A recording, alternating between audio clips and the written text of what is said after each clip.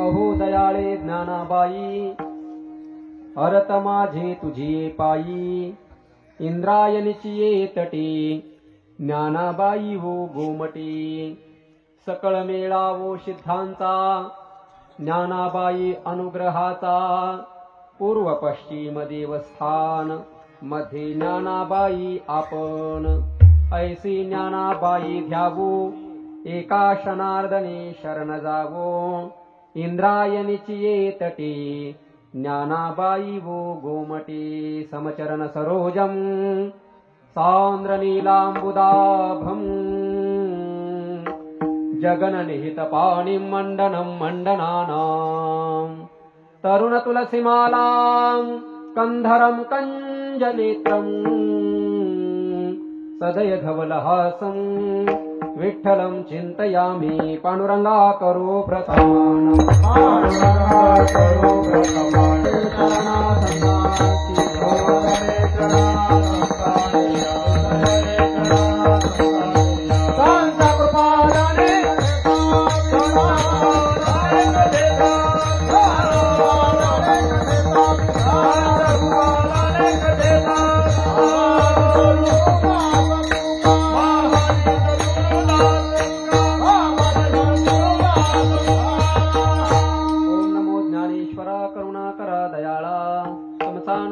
लाधलो पावन झालो चराचरी. मी कला कुसरी काहीच नेने, बोलतो वचने अतिभाविका. एका जनार्दनी तुमचा दास, त्याची आस पुरवावी. विठाला विठाला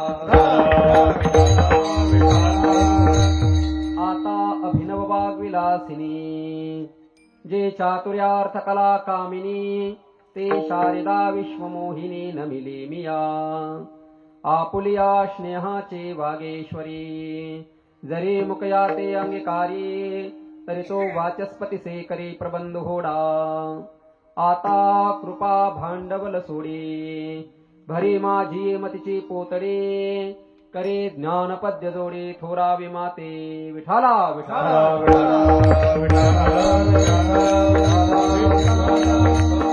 अहो दयाळे ज्ञानाबाई, अरत माझे तुझी पायी, इंद्रायणीची ये तटी, ज्ञानाबाई वो गोमटी.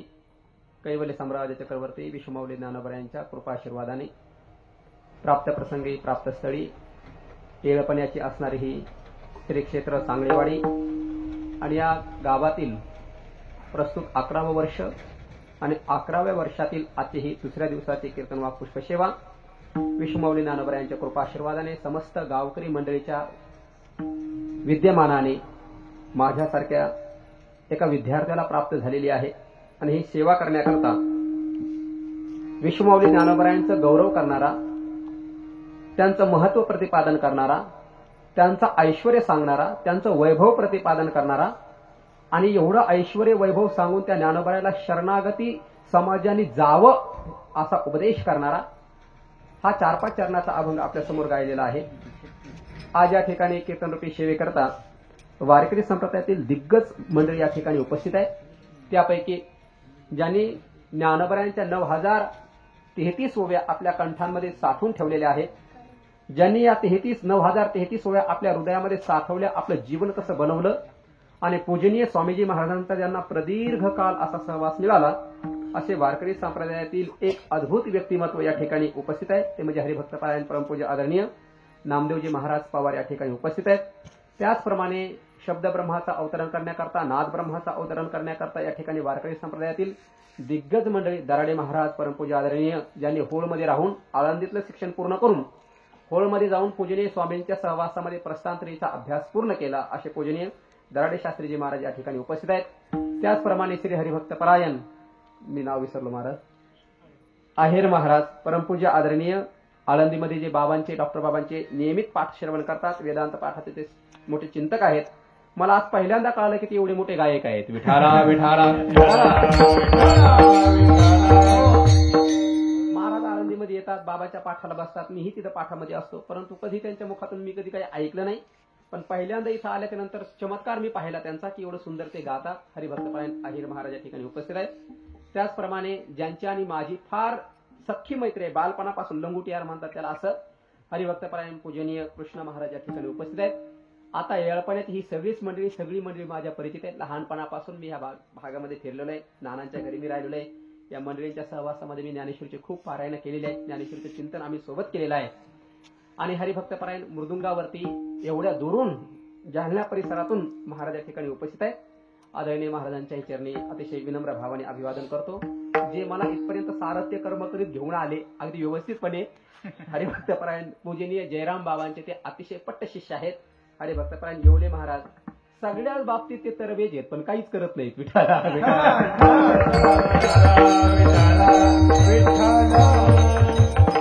आणि सर्वात महत्वाचं मला आनंद याचा वाटतोय आज की माझं गाव इथून 400-450 किलोमीटर दूर आहे.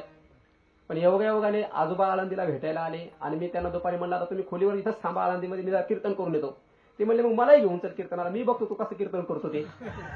योगायोगाने माऊलीच्या कृपेने तीही आज या ठिकाणी कीर्तनाला उपस्थित आहेत. सर्व श्रोते मायबाप या ठिकाणी उपस्थित आहेत. भक्तिमती माता ज्या पद्धतीने माझे गुरुवरे डॉक्टर बाबा मला बुद्धी देतील, आनंदाश्रम स्वामी जशा पद्धतीने माझ्यावरती कृपा करतील त्या पद्धतीने मी अभंगाचं चिंतन करण्याला प्रारंभ करतो. विठाला विठाला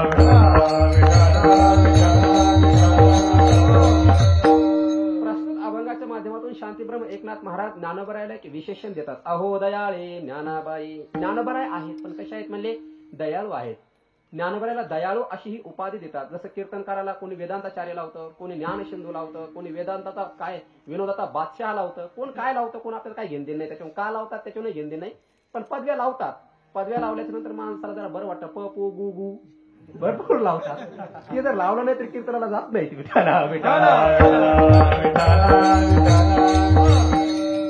आपल्याला लोकांनी पदवी दिलेली असतात, पण पदवी कोण देते याला फार महत्व असतं बरं का. ज्ञानोबरायला ही जी दयाळू ही जी पदवी दिलेली आहे ना, हे सामान्य कोणी नाही. ज्याच्या घरी साक्षात 36 वर्ष भगवान परमात्म्याने काम केलं. आता दत्तात्रेय भगवंताची जयंती झाली, त्या दत्तात्रेय भगवंतांनी ज्या एकनाथ महाराजांच्या दरवाज्यावरती चोपदाराचं काम केलं, असं ज्यांचा अधिकार, ज्या एकनाथ महाराजांनी वारकरी संप्रदायाला वाङ्मयाच्या रूपाने खांब दिला, असे शांतीब्रह्म एकनाथ महाराज ज्ञानोबरायला ही उपमा देतात. अहो दयाळे. आता ज्ञानोबरायला दयाळू का म्हणतात त्याचा विस्तार मी पुढे करणारच आहे. पण ज्ञानोबरायला दयाळू ही उपमा देऊन म्हणतात, माऊली तुमच्यासारखा दयाळू या जगामध्ये दुसरा कोणता ना कोणीही नाही. म्हणून अरत माझे तुझी पायी, माझी तुमच्या चरणावरती, पायी म्हणजे चरणावरती कळकळीची विनंती आहे. विनंती करतो की नाही आपण, जसा मुलाचं किंवा मुलीचं लग्न असेल तर आपण विनंती करतो, या बार का लग्नाला, या बार का लग्नाला, या बार का लग्नाला. तसं एकनाथ महाराज म्हणतात, माऊली तुमच्या चरणावरती माझी कळकळीची विनंती आहे आणि तुम्ही माझी विनंती मान्य कराल म्हणून दयाळू ही पदवी दिलेली आहे, दयाळू ही उपमा दिलेली आहे, दयाळी ही उपाधी त्यांना बहाल केलेली आहे. मग असे दयाळू असणारे ज्ञानोबराय यांनी जन्म घेतला कुठे, इंद्रायणीची तटे. ज्ञानाबाई व गोमटी. गोमटी शब्दाचा अर्थ आहे मनोहर. ज्याला पाहिल्याच्या नंतर माणसाचं मन हे हरण होऊन जातं त्याला मनोहर म्हणतात. तू नाही बरं का मनोहर. विठाला विठाला मनोहर म्हणजे ज्याला पाहिल्याच्या नंतर माणसाची दृष्टी जी असते ना पुन्हा पाठीमागं फिरतच नाही. येणे सोसे मन झाले हव भरी परत माघारी घेत नाही. एकदा ज्या परमात्म्याला पाहिल्याच्या नंतर माणसाची दृष्टी पाठीमागं फिरतच नाही. पंढरपूरला जर तुम्ही गेले तर त्या देवाला पहा, ज्या ज्या संतांनी देवाला पाहिलं त्यांची दृष्टी परत पाठीमागं आलीच नाही. ज्ञानोबराय तर म्हणतात, रूप पाहता लोचनी सुख झाले व साजनी, साजनी लोचनी रूप पाहता सुख झाले व. म्हणजे त्या परमात्म्याचं मनोहर स्वरूप पाहिल्याच्या नंतर ज्ञानोबराय आपल्या बुद्धिरूपी मैत्रिणीसोबत चर्चा करत बसले. त्याला मला ते सांगायचं नाही.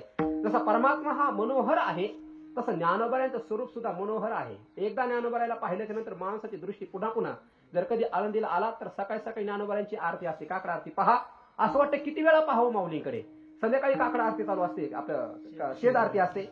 ते शेज आरती करत असताना असं वाटतं माऊलीकडून नुसतं पाहतच राहू. किती जरी पाहिलं तर डोळे आणि मन भरत नाही. कशा करतात, त्यांचं स्वरूपच कसं आहे, मनोहर असणारं त्यांचं ते स्वरूप आहे. म्हणून ज्ञानोबराय म्हणतात, एकनाथ महाराज म्हणतात, अशी दयाळू असणारी ज्ञानोबराय त्यांनी कुठे जन्म धारण केला तर इंद्रायणीच्या तीरावरती असणारं मनोहर स्वरूप त्यांनी धारण करून ते तिथे जन्माला आलेले आहेत. मग असे मनोहर असणारे ज्ञानोबराय, सुंदर असणारे ज्ञानोबराय, दयाळू असणारे ज्ञानोबराय त्यांनी जन्म तर आळंदीला घेतला, पण कुणाच्या संगतीत राहतात. कारण माणूस ज्याच्या संगतीत राहत असतो ना तशी त्या माणसाचे महत्व बनत असतं, तसं त्या व्यक्तीची किंमत वाढत असते. व्यक्ती कुणाच्या सहवासात राहतो त्या सहवासावरून त्या व्यक्तीची उंची लक्षात येत असते.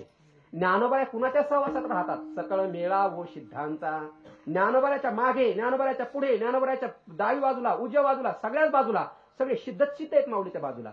आपल्या बाजूला असतात पण सगळे बद्ध असतात. विठाला विठाला. ज्ञानोबराच्या आजूबाजूला जर दृष्टी टाकली तर जिकडे पाहिजे तिकडे सिद्धच सिद्ध आहेत. 84 सिद्धांचा सिद्ध बेटी मेळा तो सुख सोहळा काय सांगू. ज्ञानोबराच्या आजूबाजूला सर्वत्र सिद्धच सिद्ध मंडळी राहतात. सकळ मेळा व सिद्धांचा. आणि मग या सिद्धांना हे ज्ञान प्राप्त झालं कुठून, ज्या ज्ञानाच्या बळावरती ते सिद्ध झाले. ज्ञानाबाई अनुग्रहाचा या सगळ्या सिद्धांवरती ज्ञानोबरायांनी अनुग्रह केलेला आहे. मग असे हे ज्ञानोबराय त्यांचं संरक्षण करण्याकरता कोण कोण आहे. पूर्व पश्चिम देवस्थान. कितीही जरी आघात या विश्वावरती झाले तरी सुद्धा ज्ञानोबरायावरती कोणी आघात करू शकत नाही. ज्ञानोबरायाची समाधी भंग पाहू शकत नाही. कारण ज्ञानोबरायाच्या समाधीचं संरक्षण करण्याकरता त्या ठिकाणी कोण आहेत म्हणले. पूर्व पश्चिम देवस्थान. ज्ञानोबरायांचं सर्व संरक्षण करण्याकरता पूर्वीकडूनही देवत आहेत आणि पश्चिमेकडूनही देवत आहेत. पूर्वीकडून कोण कोणी बघा. ज्ञानोबरायाच्या बाहेर आपण पडले की लगेच गणपती बाप्पा आहेत. वक्रतुंड महाकाय गणपती बाप्पा संरक्षण करणार आहेत. त्याच्या अजून पुढे चला, वडगाव चौकात जर तुम्ही आले तर इकडून भैरवनाथ महाराज आहेत, इकडून हजरी मारुती आहेत.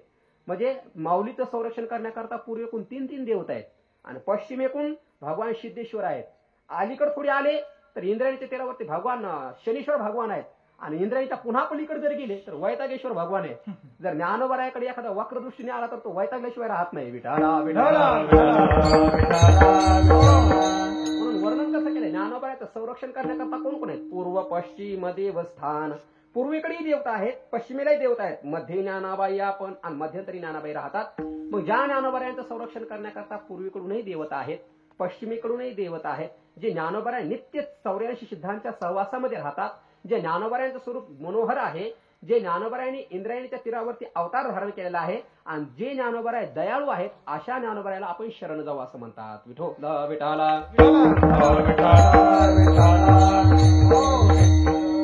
ज्ञानाबाई ध्यावू एका जनार्दनी शरण जाऊ. अभंगाचा सरळ सरळ भावार्थ आपला पाहून झालेला आहे. आता उरलेल्या वेळामध्ये आपण या अभंगाचं विस्तारपूर्वक चिंतन करण्याचा थोडा प्रयत्न करू. विठाला विठाला. हा अभंग मी तुम्हाला सगळा सांगितलाय. या सगळ्या अभंगाचं महत्वाची जर उपाधी जर कोणती असेल, महत्वाचा शब्द जर कोणता असेल या अभंगात, हा सबद्ध अभंग फक्त दयाळू या शब्दाभोवती फिरतो. कोणताही अभंग असू द्या, संतांचा ओवी असू द्या, एका शब्दाच्या भोवती ते सगळे फिरत असतं. कोणताही अभंग जर म्हणला, गायनाला घेतला तर तो अभंग ध्रुपदाच्या भोवती फिरत असतो. आणि अर्थदृष्ट्या जर पाहिलं तर तो अभंग कोणत्या तरी एका विशिष्ट सिद्धांताच्या भोवती तो अभंग फिरत असतो. हा जो समग्र अभंग आहे एकनाथ महाराजांचा, हा दयाळू पदाच्या भोवती फिरतो. ज्ञानोबराय दयाळू आहेत. कोणते दयाळू आहेत ज्ञानोबराय. ज्यांनी इंद्रायणीच्या तीरावरती अवतार धारण केलाय असे ते ज्ञानोबराय दयाळू आहेत. कोणते ज्ञानोबराय. जे मनोहर आहेत असे ते ज्ञानोबराय आहेत, ते दयाळू आहेत. जे 84 सिद्धांच्या सहवासामध्ये राहतात ते ज्ञानोबराय दयाळू आहेत. आले का नाही सगळं. म्हणजे आणि कोणत्या ज्ञानोबरायला शरण जायचंय. जे दयाळू आहेत त्यांना शरण जायचंय. आणि कोणत्या ज्ञानोबरायचं ध्यान करायचंय. जे दयाळू आहेत त्या ज्ञानोबरायचं ध्यान करायचंय. म्हणजे हा समग्र अभंग जो आहे हा दयाळू एका पदाच्या भोवती फिरतो. विठाला विठाला. का बरं त्यांना दयाळू म्हणलं असेल. कशा करता. आपल्या गावात काय कमी दयाळू लोक असतात का. प्रत्येक लोक दयाळू आहे बघा. एखाद्या माणसाला तहान लागल्याच्या नंतर त्याला पाणी पाजण्याकरता अंतकरणामध्ये दयाच लागेल ना. एखादा व्यक्ती भुकेलेला पाहिल्याच्या नंतर त्याच्या अंतकरणामध्ये त्याला भूक घालवण्याकरता आपल्या अंतकरणात दयाच लागेल ना. तुम्ही जर 10व्या अध्यायाचं जर चिंतन केलं असेल तर तिथं महाराज उपस्थित आहे. भगवान ज्ञानोबराय म्हणले मंदिरामध्ये देव आहे की नाही मला त्याच्यावर काही घेण देण नाही. लोक भांडणं करत असतात मंदिरात देव आहे की नाही. तो ज्याच्या त्याच्या श्रद्धेचा विषय आहे. पण ज्ञानोबराय किंवा भगवंत म्हणतात या जगामध्ये तुम्हाला जर चालतं बोलतं परमात्म्याचं जर स्वरूप पाहायचं असेल, चालतं बोलतं, यद यद विभूती मत्सत्वम श्रीमधुर्जितमेव वा तत्र देवावगच्छत्वम मम तेजोंश संभवम. हे संस्कृत मध्ये आहे. नाही कळलं तर मराठीत ओवी बघा. ज्ञानोबरायांनी त्याच्यावरती किती सुंदर ओवी लिहिली. ज्ञानोबराय म्हणतात जेथ संपत्ती आणि दया. जेथ जेथ संपत्ती आणि दया. बरं द्वंदा आपलं काय जात आहे. विठाला विठाला. चला जेथ जेथ संपत्ती आणि दया. जेथ जेथ बरं ठीक आहे. द्वंदा काय करताय आपल्याला. जेथ जेथ संपत्ती आणि दया दोन्ही वस्ती आली ठाया. ते दान धनंजय. आता ते का ते हा आली या ठाया. आता तुमची पाठ कोणाची मला माहित नाही. माझी कुंटीची पाठ आहे. विठाला विठाला. ज्ञानेश्वरी अनेक लोकांनी लिहिल्या. सांखरे महाराजांनी ज्ञानेश्वरी लिहिली, त्याच्यात पाठभेद वेगळे. जोग महाराज पूजनीय स्वानंद सुखनिवासी जोग महाराजांची ज्ञानेश्वरी तिच्यामध्ये पाठभेद वेगळे. कुंटे प्रत आहे तिच्यामध्ये पाठभेद वेगळे. आपले डॉक्टर बाबाची जर वाचली आता तर तिच्यामध्ये पाठ वेगळी. कोणाकोणाच्या डोक्यात ठेवता तुम्ही. विठाला विठाला. त्या त्यापेक्षा डॉक्टर बाबा सांगत असं तात्पर्य पकडितव्यम, आपलं तात्पर्य घ्यायचं पुढे निघून जायचं. विठाला विठाला जेत जेत संपत्ती आणि दया दोन्ही वस्ती आलिया ठाया, ते जाण धनंजया विभूती माझी, ते जाण धनंजया विभूती माझी. असू द्या, तुमची साखरे महाराजांची पाठ आहे, पण माझी कुंटीची पाठ आहे. आता तुमचे पाठभेद आणि माझे पाठभेद वेगळे येतच राहणार आहेत. विठाला विठाला.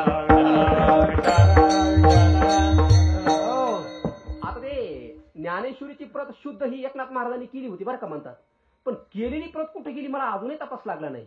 कारण नाथ महाराजांनी जर प्रत शुद्ध केली होती तर पुन्हा 17 पाठभेद आलेच कसं काय, हा मोठा प्रश्न आहे. हा संशोधनाचा विषय आहे. म्हणजे ज्ञानोबरायांनी नाथ महाराजाला बोलवून ज्ञानेश्वरी प्रतिशुद्ध केली आपण म्हणतो की नाही. नमो ज्ञानेश्वरा निष्कलंक, ह्या सगळ्या वळले ना. शके 1500 साहोत्तरे तारनाम संवत्सरी एका जनार्दनी आत्यादरी गीता ज्ञानेश्वरी प्रतिशुद्ध केली म्हणले ना. प्रतिशुद्ध केली म्हणजे काय केलं, हे जे अनेक पाठभेद झाले आता ते जेथे जेथे म्हणतात, मी जेथ म्हणतो, मी ते म्हणतो, ते म्हणतात. म्हणजे प्रत्येकाचे पाठभेद वेगळे आहेत की नाही. हे खरा पाठभेद कोणता हे नाथ महाराजांनी केलं होतं शुद्धीकरण, परंतु कालाच्या ओघामध्ये कुठे गेलं त्याचा तपास अजूनही लागला नाही. विठाला विठाला. आपला मुद्दा मूळ चालला होता दया, याच्यावर आपल्याला काय घेणं नाही, कोणता पाठभेद काय, आपला अर्थ पकडायचा आणि पुढे चालायचं. आता बघा आपला विषय चालला होता दया. ज्ञानोबराय ज्ञानेश्वरीमध्ये सांगतात, ज्या व्यक्तीकडे संपत्ती आहे तो देव नाही, आणि ज्याच्याकडे केवळच दयाही आहे तोही व्यक्ती देव नाही. संपत्ती आणि दया हे दोन्हीचं समीकरण ज्याच्या जीवनात झालं, या दोन्ही ज्याच्या जीवनामध्ये आले, ज्ञानोबरामध्ये तो माणूस नाही, तो परमात्म्याचा अवतार आहे. म्हणजे एखाद्याकडे पैसा आहे, पण एखादा व्यक्ती भुकेलेला पाहिल्याच्या नंतर त्याला द्यावंसं वाटत नाही. काय उपयोगाचा त्याचा पैसा जाळायचा का आपल्याला, काय उपयोगाचा आहे. एखाद्या व्यक्तीला पुढचा व्यक्ती भुकेलेला पाहिला की याच्या मनात तळमळ होतं, पण यालाच खायला मिळालं नाही. दया आहे पण देऊ शकत नाही. एकाकडे पैसा आहे पण देण्याचे जाणत नाही. पण ज्ञानोबराय म्हणतात, ज्याच्याकडे पैसा आहे आणि एखाद्या गरीब व्यक्तीच्या मुलीचं लग्न आलेलं पाहिलं की हा हळूच जातो, त्याच्या खिशात 5-50 हजार रुपये टाकतो. हा माणूस नाहीये, हा साक्षात भगवंताचा अवतार आहे. विठाला विठाला. ज्ञानोबरायांच्या ओव्या पहा कशात महाराज, कसे शब्द वापरलेत ज्ञानोबरायांनी. जेथ जेथ जिथे जिथे संपत्ती आणि दया, ज्याच्या जीवनामध्ये ज्या व्यक्तीकडे पैसाही आहे आणि तो पैसा खर्च करण्याकरता ज्याच्या अंतःकरणामध्ये दया आहे, ज्ञानोबराय म्हणले धनंजया ती विभूती माझी, तो माणूस नाही, तो साक्षात माझा अंश आहे. मम एवांशो जीवलोके, तो माझाच अंश आहे असं समज. पण ऐका, व्यक्तीकडे पैसा असू द्या, माझ्याकडे किती पैसा असेल मी तुम्हाला आज देईल, उद्या देईल, परवा देईल. संसारामध्ये किती पैसा आला म्हणजे माणसाच्या गरजा पूर्ण होतील, नाही पूर्ण होत. किती येऊ द्या महाराज, किती येऊ द्या, कमीच पडतं. पण परमार्थातलं ज्ञान थोडं प्राप्त होऊ द्या, थोडं जरी प्राप्त झालं तर ते जन्म संपत नाही. विठाला विठाला. आमच्या संस्थेचे पूजनीय भुले बाबा एक वाक्य सांगायचे, बुवा परमार्थातलं संसारातलं कितीही मिळू द्या पुरत नाही, पण परमार्थातलं थोडं जरी मिळालं तर संपत नाही म्हणायचे ते. असा हा परमार्थातला आहे. आता ज्ञानोबराय दयाळू आहेत, ते भौतिक दृष्ट्याही दयाळू आहेत आणि आध्यात्मिक दृष्ट्या देखील दयाळू आहेत. भौतिक दृष्ट्या त्यांच्याकडे धन आहे आणि ते धन देण्याकरता ते उदारही आहेत, याच्यात नवल नाही. उलट त्यांनी आपल्याकडे जेवढं धन होतं ना ते घरात ठेवलंच नाही. मग काय केलं, जयाची द्वारी सोन्याचा पिंपळ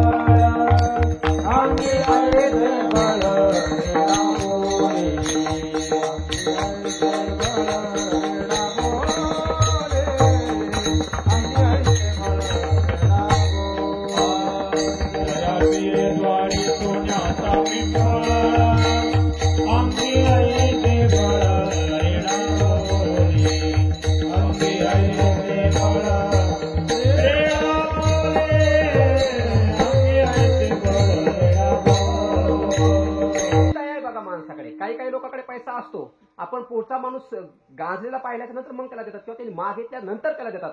ज्ञानोबरायांनी विचार केला, आपल्याला मागायला लोक आलेच नाही पाहिजे, ज्याला जेवढा पैसा लागेल तेवढं घेऊन जा. पैसा नाही दिला ज्ञानोबरायांनी, झाडच लावला आणि ते पैशाचं नाही. काही कधी जर चुकून एखाद्या वेळेला वडील ते टेन्शन मध्ये असते ना, आपण त्यांना पैसे मागितले ना, बाबा पैसे दे ना, माझ्याकडे पैसे झाड आहे काय. पण ज्ञानोबरायाकडे झाड नाही, पैशाचं सोडून द्या. पण ज्ञानोबरायाकडे कसं झाड माहितीये का, सोन्याचं झाड तुम्ही पाहिले कधी, म्हणून वर्णन केलं तुकोबरायांनी, जयाची द्वारी सोन्याचा पिंपळ. ज्ञानोबरायांनी सोनं आपल्या दारातच ठेवलंय, किती न्यायचं तेवढं न्या. ज्याच्या दारात सोन्याचा पिंपळ आहे त्याच्या घरात किती असेल. विठाला मला ह्या अंगली बोलायचंच नाही. मला संतांचं वैभव किंवा ज्ञानोबरायांची दया भौतिक दृष्टीने मला सांगायचीच नाही. मला ज्ञानोबरायांची दया जी सांगायची ना ती आध्यात्मिक दृष्टीने सांगायची आहे. दया म्हणजे काय, आपल्याकडे असणारं सर्वात विशेष असणारं जे धन माणूस समाजाला वाटून देतो आणि ते देण्याकरता अंतःकरणामध्ये दया असावी लागते. पण धन देण्याकरता ते पहिल्यांदा आपल्याकडे असावं लागतं. ज्ञानोबरायांनी जे धन जगाला दिलं ना, ते सर्वात महत्वाचं धन होतं आध्यात्मिक धन. माऊलींनी जे धन लोकांना दिलं ते कोणतं धन होतं? ते ब्रह्मज्ञानाचं धन होतं.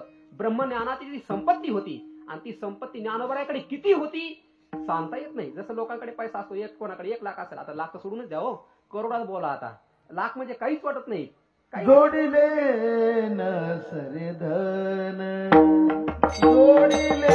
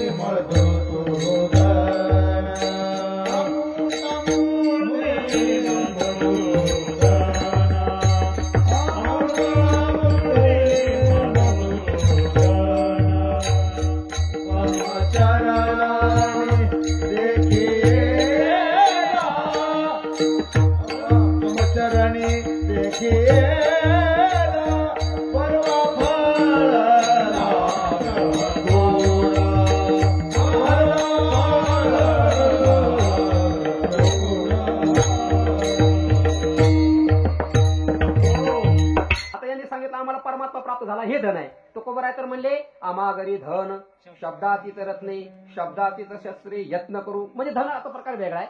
मला सांगायचं होतं ज्ञानोबरायाकडे जे धन आहे ना, हे आध्यात्मिक धन. कोणतं धन आहे? ज्ञानोबरायाकडे ज्ञानाचं धन आहे. जेवढं ज्ञानोबरायाकडे ज्ञानाचं धन आहे तेवढं जगात आतापर्यंत कुणालाही प्राप्त झालं नाही. पण आपल्याकडे असलेलं जे धन आहे ते लोकांना देण्याकरता अंतःकरणामध्ये दया लागते. ज्ञानोबरायाकडे धन आहे असं नाही, ज्ञानोबरायाकडे ज्ञान आहे हा शब्द प्रयोगच मुळात चुकीचा आहे. ज्ञानच ज्ञानोबरायाच्या रूपाने जन्माला आलं. जसं आपण म्हणतो वैराग्य तुकोबरायांच्या रूपाने जन्माला आलं, शांती नाथ महाराजांच्या रूपाने जन्माला आली, शौर्य शंभू राजांच्या छत्रपती शिवाजी राजांच्या रूपाने जन्माला आलं, तसं ज्ञानच ज्ञानोबरायाच्या रूपाने जन्माला आलं. कैवल्याचा पुतळा प्रगटला पुतळा, कैवल्याचा पुतळा प्रगटला पुतळा, ज्ञानाची माळा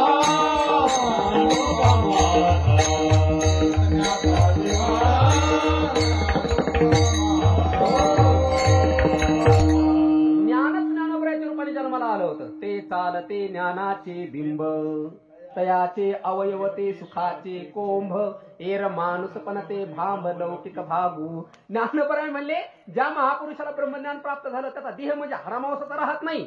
ते चालते ज्ञानाचे बिंब, ते चालतं बोलतं ज्ञानाचं बिंब आहे म्हणले. काही काही लोक रागाचं बिंब असतात, क्रोध, काही लोक तमोगुणाचं बिंब.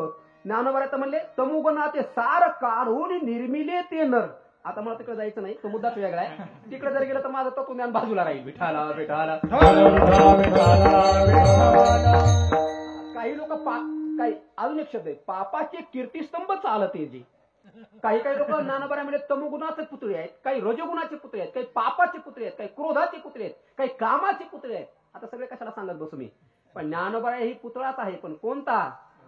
नाना कनक चंपाचा कळा. ज्ञानोबरायांनी वर्णन केलंय. ज्ञानोबराय म्हणजे साक्षात मूर्तिमंत का तेजची बैसले मूर्त आसनावरी असं वर्णन केलेलं आहे.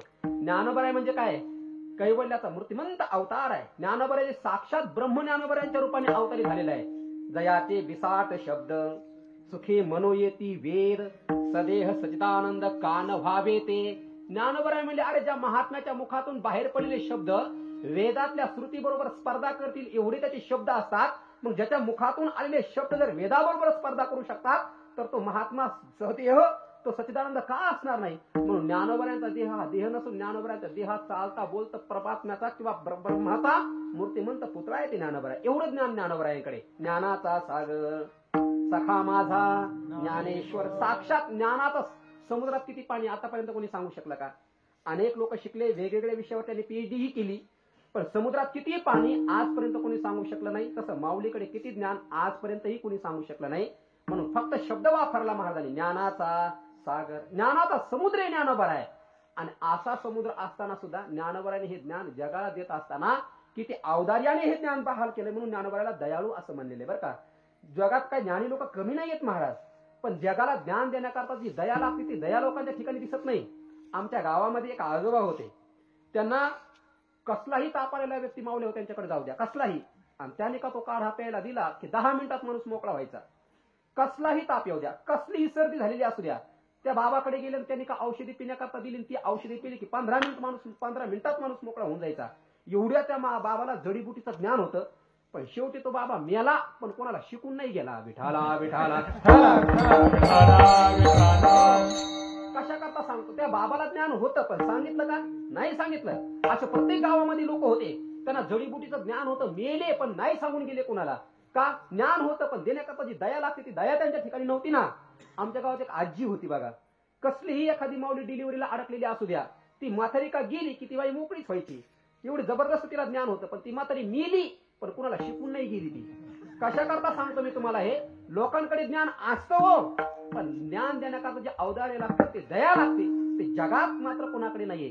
ज्ञानोबाराकडे ज्ञानही आहे आणि देण्याकरता ज्ञानोबाराच्या किती ठिकाणी दया आहे बघा. म्हणून माऊलीचं वर्णन कसं केलंय, कृपाळू उदार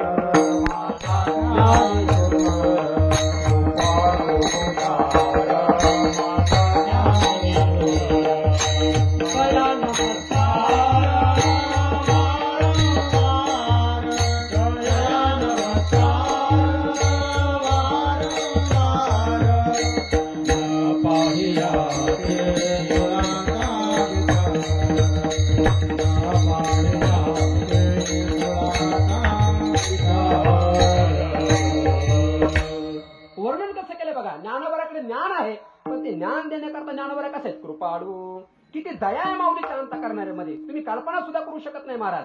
ज्ञानोबा स्वतः या दयेचं उदाहरण देतात. ज्ञानोबा म्हणतात, पुढच्याचं दुःख पाहिल्याच्या नंतर महात्म्याला दुःख होत असतं. व्यवहाराचा तुम्हाला एक नियम सांगून जातो, पुढच्याचं दुःख पाहिल्याच्या नंतर व्यावहारिक लोक सुद्धा दुःखी होतात. एखाद्याच्या घरातला व्यक्ती गेला तर लोक सुद्धा म्हणतात वाईट झालं, दुश्मनावर सुद्धा अशी वेळ येऊ नये हो. म्हणजे पुढच्याचं वाईट पाहिलं की लोक दुःखी होतात, परंतु पुढच्याचं सुख पाहिल्याच्या नंतर तरी लोक दुःखी होतात. पुढच्याचं दुःख पाहिल्याच्या नंतरही संत दुःखी होतात आणि पुढच्याचं सुख पाहिल्याच्या नंतरही संत सुखीच होतात. म्हणून ज्ञानोबारांनी विचार कसा गेलाय, परसुखे जाय सुखावत जो. ज्ञानोबा म्हणले, पावो शीतळता लाहे ते डोळ्याची लागी होय, तैसा परसुखे जाय सुखावत जो. ज्ञानोबारांनी उदाहरण दिले ज्ञानेश्वर मध्ये, पायाला जर आपण तेल चोळलं तर डोळे शीतल पडतात, तसं समाजाला सुख झालं की संतांना सुख प्राप्त होतं. विठाला विठाला हे झालं सुखाचं उदाहरण. आणि ज्ञानोबा म्हणतात, समाजाला दुःखी पाहिल्याच्या नंतर संत कसे दुःखी होतात त्याकरता ज्ञानोबाने उदाहरण कसं दिले बघा. पायी काटा नेहटे ते व्यथा जीवी उमटे, आणि पुढची ओवी कशी पहा, तैसा पोळे संकटे पुढीला चेनी. ज्ञानोबा म्हणतात, पायामध्ये काटा रुतला, डोळा कुठून आला, नाही तर पुन्हा म्हणतात काटा रुते कुणाला. काही माणसाला तुम्ही द्या विषय सोडून तिकडे. ज्ञानोबा म्हणले, काटा रुतला पायात आणि पाणी कुठून आलं, डोळ्यातून. काय संबंध आहे, अर्थार्थ काय संबंध आहे. पण पायात काटा रुतला, डोळ्यातून पाणी येतं. तसं समाजाला दुःखी पाहिल्याच्या नंतर संतांचं अंतकरण जे आहे ना हे पोळतं, संतांचं अंतकरण द्रवीभूत होतं, संतांचं अंतकरण दुखतं. ज्ञानोबाने दया करता उदाहरण दिले, आता दया ते ऐसी पूर्णचंद्रिका जैसी. मला सगळं तिकडे जायचं नाहीये. ज्ञानोबाने ज्यावेळेला हा समाज अज्ञानामध्ये खिचपत पडलेला पाहिला ना, आणि ज्ञानोबाला हे ज्ञान प्राप्त झालं होतं, ज्ञानोबाने विचार केला, जोपर्यंत समाजाला आपण ज्ञान देत नाही तोपर्यंत समाजाला सुख प्राप्त होत नाही. तुम्ही किती पैसा कमवा, तुम्हाला सुख नाही प्राप्त होणार. तुम्ही किती धन कमवा, तुम्ही किती मोठा बंगला बांधा, किती मोठी गाडी बांधा, तुम्हाला नाही सुख प्राप्त होणार. या जगामध्ये सुख प्राप्त करून देण्याची शक्ती फक्त आध्यात्मिक तत्वज्ञानातच आहे, बाकी दुसरी कशातच नाहीये. विठाला विठाला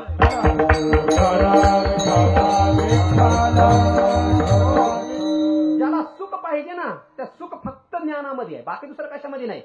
आणि ज्ञानोबाराला हे जे ज्ञान प्राप्त झालं ते ज्ञान ज्ञानोबा ज्यावेळेला जगाला देण्याकरता निघाले त्यावेळेला ज्ञानोबाने विचार केला, जगाला जर सुखी करायचं असेल, जगाला समाधानी करायचं असेल, या जगातला अज्ञान घालवायचं असेल, जगाला कायमचं ज्ञान स्वरूप करून ठेवायचं असेल, ज्ञानाचा प्रकाश जिकडे तिकडे पाडायचा असेल, ज्ञानाचा दिवा घरोघरी पेटवायचा असेल, तर मूळ या जगाला ज्ञान दिलं पाहिजे. मग या जगाला ज्ञान देण्याकरता कमी आले का? अनेक लोक आले महाराज जगाला ज्ञान देण्याकरता. या जगाला ज्ञान देण्याकरता भगवान श्रीकृष्ण परमात्मा आले. भगवान कृष्ण परमात्म्याने ज्ञान दिलं नाही का? दिलं. भगवान परमात्म्याने 2दा ज्ञान दिलं जगाला. ऐका, एक वाक्य सांगून जातो. मोठी माणसं जास्त बडबड करत बसत नसतात, ती सवय आपल्याला लागलेली असते. मंदिरात आला चालली बडबड, घरात बसला चालली बडबड, कोणी भेटला की बडबड बडबड. थोडंच येत असतं आपल्याला, पण ते गप्प बसू देत नाही. ते उथळ पाण्याला खळखळाट फार म्हणतात ना, तसं आपला असतं. हरिपाठच पाठ असतो, पण त्याला वाटतं गावात मीच शहाणा आहे. म्हणजे हे अहंकाराचे लक्षण आहे. ज्ञानोबाऱ्याकडे ज्ञान किती पहा, पण ज्ञानोबाऱ्या म्हणतात एरवी तरी मी मूर्ख. ज्या माणसाकडे ज्ञान असतं ना, त्या व्यक्तीकडे नम्रता येत असते. विठाला विठाला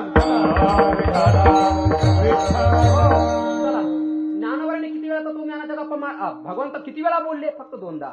तरुणपणामध्ये अर्जुनाबरोबर आणि जायच्या काळामध्ये उद्धवाबरोबर. अर्जुनाबरोबर तत्वज्ञानाच्या गप्पा मारल्या, श्रीमद भगवद्गीता सांगितली, आणि उद्धवाबरोबर तत्वज्ञानाच्या गप्पा मारल्या आणि श्रीमद भागवत सांगितलं. गीता सांगून कसं जगावं ते शिकवलं, आणि भागवत सांगून कसं मरावं ते शिकविलं. विठाला विठाला. भगवान परमात्मा ज्ञानी आहे. भगवान परमात्म्याने जगाला ज्ञानही दिलं, गीताही दिली, भागवतही दिलं. पण कोणत्या भाषेत दिलं? गीता दिली पण संस्कृत भाषेमध्ये, भागवतही दिलं पण संस्कृत भाषेमध्ये. आपल्याला संस्कृत काय माती कळतं का? मी जर तुम्हाला म्हणलं पश्यान श्रृण्वान स्पृशान जिघ्रन नशनन गच्छान सोपान स्वसान प्रलापन विसृजन गृहनान नुन्मिशन निमिशन नपी. तुम्ही म्हणाला आतापर्यंत बरा होता, नेमकं झालं काय आता याला? म्हणजे मला काय म्हणायचंय, आपल्याला नीट गमत गच्छ कळणार आणि काय कळणार याला भूभवतीन गम गच्छती. काय आपल्याला नाही कळत महाराज संस्कृत. म्हणजे भगवान श्रीकृष्ण परमात्म्याने आपल्याला ज्ञान दिलं, पण संस्कृत भाषेमध्ये आपल्याला काही कळत नव्हतं त्याच्यातलं. भगवान परमात्म्याने दिलेलं ज्ञान लोकांना नाही कळालं, म्हणून तर गीता पाठीमागं पडून गेली तशीच. म्हणून आपल्या हिंदू धर्मातल्या लोकांना आपला धर्मग्रंथ कोणता हे अजूनही माहिती नाही. याच्यापेक्षा अजून दुसरी शोकांतिका कोणती आहे? चला मला त्या मुद्द्याकडे जायचं नाहीये. मला धर्मावरती नाही बोलायचं, मला ज्ञानोबाऱ्या सांगायचे तुम्हाला. आपल्या मुद्द्यावरती या. भगवान परमात्म्याने जगाला ज्ञान दिलं, पण संस्कृत भाषेमध्ये, आणि आपल्याला संस्कृत कळत नाही. बरं, व्यासाने कृष्णाच्या नंतर भगवान श्री व्यास आले जगाला ज्ञान देण्याकरता. या व्यासांचं वर्णन करत असताना ज्ञानोबाऱ्यांनी किती बहारदार वर्णन केले. व्यासादिकांची या मती त्याची मेखळा मिरवती, चोखाळपणे झळकती पल्लव सडका. वाङ्मय गणपती सांगितलं ज्ञानोबाऱ्यांनी, आणि त्या वाङ्मय गणपतीला बांधण्याकरता दोरी लागते की नाही? तुमच्या इकडे ज्वारी बाजरी असेल ना, ती बाजरी पाडल्याच्या नंतर ते बांधतात की नाही? बांधण्याकरता चिपाट लागते की नाही चांगलं मजबूत? तसा अख्खा वेद, अख्खं तत्वज्ञान, अख्खा शब्द ब्रह्म बांधण्याकरता ज्ञानोबाऱ्या म्हणतात या जगात फक्त एकच बुद्धी समर्थ आहे, आणि ते व्यास. नमोस्तुते व्यास विशाल बुद्धे असं वर्णन केलं. त्यांची बुद्धी आपल्यासारखी नाहीये. फक्त घर कसं बांधायचं, शेतात काय करायचं, इकडे काय करायचं, तिकडे काय, एवढीच बुद्धी नाही त्यांची. व्यासांची बुद्धी किती जबरदस्त आहे. 4 वेदाचं वर्गीकरण केलं त्यांनी, 18 पुराणाची निर्मिती केली त्यांनी, 6 शास्त्र वेगवेगळे करून दाखवले त्यांनी, 14 विद्या, 64 कला. एवढंच नाही, ज्ञानोबाऱ्या म्हणले जगात जेवढं ज्ञान आहे हे सगळं व्यासांचं उष्ट ज्ञान आहे. मग किती का मोठा कीर्तनकार असं ना, त्याच्या बुद्धीतलं नाहीये ते, हे सगळे व्यासांचं उष्ट ज्ञान आहे ज्ञानोबाऱ्या म्हणतात. म्हणून महाभारती नाही ते नोहेची लोके तिही येणे कारणे मनिपे पाही व्यासोच्चिष्ट जगत्रयम. पहिल्याच अध्यायामध्ये ज्ञानोबाऱ्या म्हणतात या जगात जेवढं ज्ञान आहे सगळं व्यासांचं उष्ट ज्ञान आहे. म्हणून कोणी छाट ठोकपणे सांगायचं नाही की मिले ज्ञान सिंधूर, मिले जबरदस्त विद्वान, मिले शिकलेला. उष्ट आहे तुझं ज्ञान, स्वतंत्र कुणाचंच नाहीये. हे सगळं ज्ञान व्यासांचं उष्ट आहे. पण अशा व्यासाने जगाला ज्ञान दिलं. 4 वेदाचं वर्गीकरण केलं, कोणत्या भाषेत? संस्कृतमध्ये. 18 पुराण दिले, कोणत्या भाषेत? संस्कृतमध्ये. ब्रह्मसूत्राची निर्मिती केली, कोणत्या भाषेत? संस्कृतमध्ये. आणि आपल्याला संस्कृत कळत नाही. याच्यानंतर आद्यगुरु शंकराचार्य आले जगाला ज्ञान देण्याकरता. शंकराचार्यांनी 10 उपनिषदावरती भाष्य केलं, श्रीमद भगवद्गीतेवरती भाष्य केलं, ब्रह्मसूत्रावरती भाष्य केलं, प्रस्थानत्रयीवरती त्यांनी भाष्य केलं. आता शास्त्री महाराज उभे आहेत, त्यांच्यासमोर मी काय सांगणार आहे? पण कोणत्या भाषेमध्ये केलं? हिंदीमध्ये का मराठीमध्ये का तमिळमध्ये? सगळं संस्कृतमध्ये. म्हणजे पहा, जगाला जोही ज्ञान देण्याकरता येतो ना, तो अस्खलित संस्कृतमध्ये ज्ञान देतो जगाला. आणि आपल्याला माती संस्कृत कळत नाही. संस्कृत म्हणजे काय आहे ते विशिष्ट समाजाला कळतं, फक्त त्यांच्याकरता त्या ज्ञानाची उत्पत्ती झाली. आपल्याला काय उपयोग आहे त्या ज्ञानाचा? ज्ञानोबाऱ्यांनी विचार केला, जगाला जर ज्ञान द्यायचं असेल तर आपल्याला येतं त्या भाषेत नाही, जगाला कळतं त्या भाषेत दिलं पाहिजे. म्हणजे ज्ञानोबाऱ्यांच्या पूर्वी ज्ञान होतं नव्हतं असं नव्हतं, पण ज्ञानोबाऱ्यांच्या पूर्वी हे ज्ञान संस्कृत भाषेमध्ये लोपलं होतं. पण ज्ञानोबाऱ्यांनी काय केलं मग? लोपले ज्ञान जगी Yeah.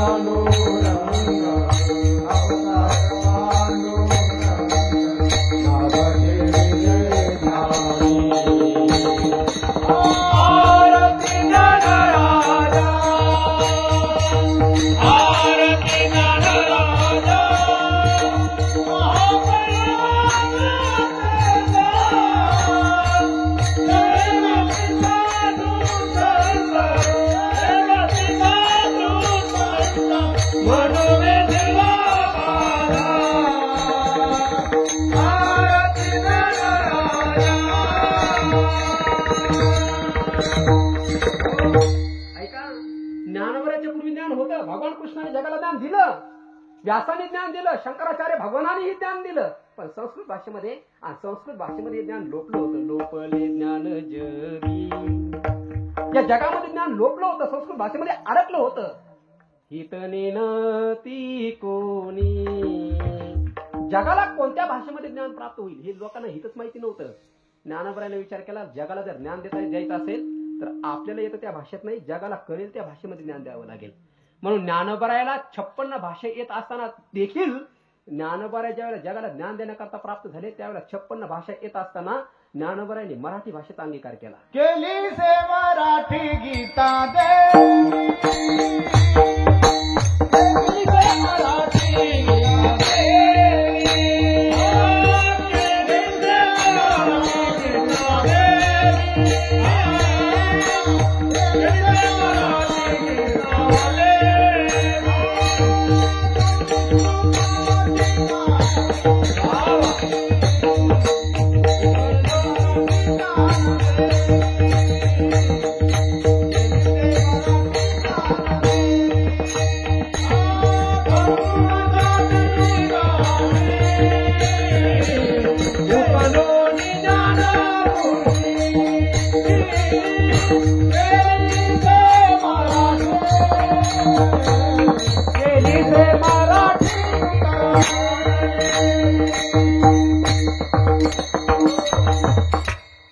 याच्याकरता समर्पक एक ओवी सांगतो तुम्हाला, ऐका. तिरे संस्कृताची गहने, तोडोने मराठी शब्द सोपाने, रचले धर्मनिधाने श्री निवृत्ती देवी. ज्ञानोबराय म्हणतात, उदाहरण दिले ज्ञानोबरायांनी, गीता ही एक तीर्थ आहे, पण या तीर्थामध्ये कुणालाही उतरून स्नान करता येत नव्हतं. ही गीतारूपी तीर्थ म्हणजे संस्कृत भाषामध्ये गहन करण्याच्या आत होतं. ज्याला पाहता येत होतं म्हणजे ज्यांना संस्कृत भाषा येत होती तीच लोक त्या तीर्थामध्ये उतरून स्नान करू शकत होते. पण ज्ञानोबराय म्हणले, माझ्या श्रीगुरु, आता हे जर नाही कळलं तर तुम्हाला आळंदीचं उदाहरण सांगतो. तुम्ही आळंदीला सगळे गेलेले आहेत. सिद्धपेठामध्ये कोणी जाऊन आंघोळ करू शकतं का? जर पाहुणाला ज्याला पोहायला येत नाही तो जर सिद्धपेठात आंघोळीला गेला, घासाला गेला तर पुन्हा येईल का या पाण्याला वापस?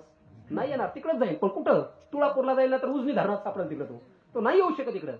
पण आता घाट जो बांधलाय माऊलीच्या मंदिरापाशी, तिथं मथारा माणूस जरी बसला पायरीवर तरी आंघोळ करू शकतो. ज्याला पोहायला येत नाही तोही आंघोळ करू शकतो. लहान लेकरू सुद्धा देखील तिथे बसून पायरीवर बसून आंघोळ करू शकतं की नाही? पण वर जर सिद्धपेठात गेलं तर ज्याला पोहता येईल तोच तिथे आंघोळ करण्याचा धाडस करू शकतो. तसं गीता हे एक तीर्थ आहे आणि या तीर्थामध्ये कोण उतरून स्नान करू शकत होतं माहितीये? ज्याला संस्कृत भाषा येते तोच व्यक्ती या गीतेरूपी तीर्थामध्ये उतरून स्नान करून हे ज्ञानरूपी रत्न हातामध्ये घेऊ शकत होता. ज्ञानोबराय म्हणतात, माझ्या श्री निवृत्तीनाथ महाराजांनी काय केलं, या गीतारूपी तीर्थामध्ये उतरण्याकरता घाट बांधला, पायऱ्या बांधल्या. पण किती पायऱ्या बांधल्या? 1 नाही, 2 नाही, 3 नाही, 9033 पायऱ्याचा घाट जगाच्या पाठीवर पहिले बांधणारे फक्त विश्वमाऊली ज्ञानोबराय आहेत. म्हणून तर म्हणलंय, अहो दयाळे ज्ञानाबाई. ज्ञानोबरायासारखी दया नाही महाराज जगात. भगवंताने ज्ञान दिलं पण ठराविक समाजाकरता, व्यासाने ज्ञान दिलं पण ठराविक समाजाकरता, भगवान शंकराचार्यानेही जगाला ज्ञान दिलं पण ज्याला संस्कृत करता अशाच लोकांकरता. पण ज्ञानोबरायांनी ज्ञानेश्वरी लिहिली कुणा करता? भलतेने येथे सद्भावे नहावे, प्रयाग माधव विश्वरूप पहावे, येतुलेने संसारासे द्यावे तिळोदक. ज्ञानोबराय म्हणले भलतेनी. भलता म्हणजे काय? कोणत्याही जातीचा, कोणत्याही धर्माचा, कोणत्याही संप्रदायाचा, कोणत्याही लिंगाचा असू द्या, तो या ज्ञानेश्वरीचा अभ्यास करून विद्वान आणि ज्ञानी होऊ शकतो. वेदाचा कोणी अभ्यास करू शकतं का? आता सध्या कलियुग चालू आहे, सगळीकडे विकास झालेला आहे, स्त्रियांना 50% आरक्षण मिळालेलं आहे, बरोबर. पण जा बरं वेद शिका बरं. तुम्ही शिकवतात का? पहा, तुम्हाला नाही शिकवत. म्हणजे आजही याही काळामध्ये स्त्रियांना वेद शिकवल्या जात नाही. बरं, शूद्रांना शिकवा म्हणा, नाही शिकवत. ज्ञानोबरायांनी वर्णन केलंय, वेदो संपन्न होय ठाई, परे कृपण व्हायचा आन नाही, जो कानी लागला तीही वर्णाच्याची. ज्ञानोबराय म्हणले वेदामध्ये ज्ञान आहे पण वेदाने अधिकार स्त्रियांना किंवा शूद्रांना नाही दिला. वेदाने फक्त तिघांनाच अधिकार दिला, बाकीच्यांना वेदाने ज्ञानाचा अधिकार दिला नाही. पण ज्ञानोबरायांनी ज्ञान देत असताना जातीपातीचा विचार नाही केला महाराज. न पाहे आती कुळाचा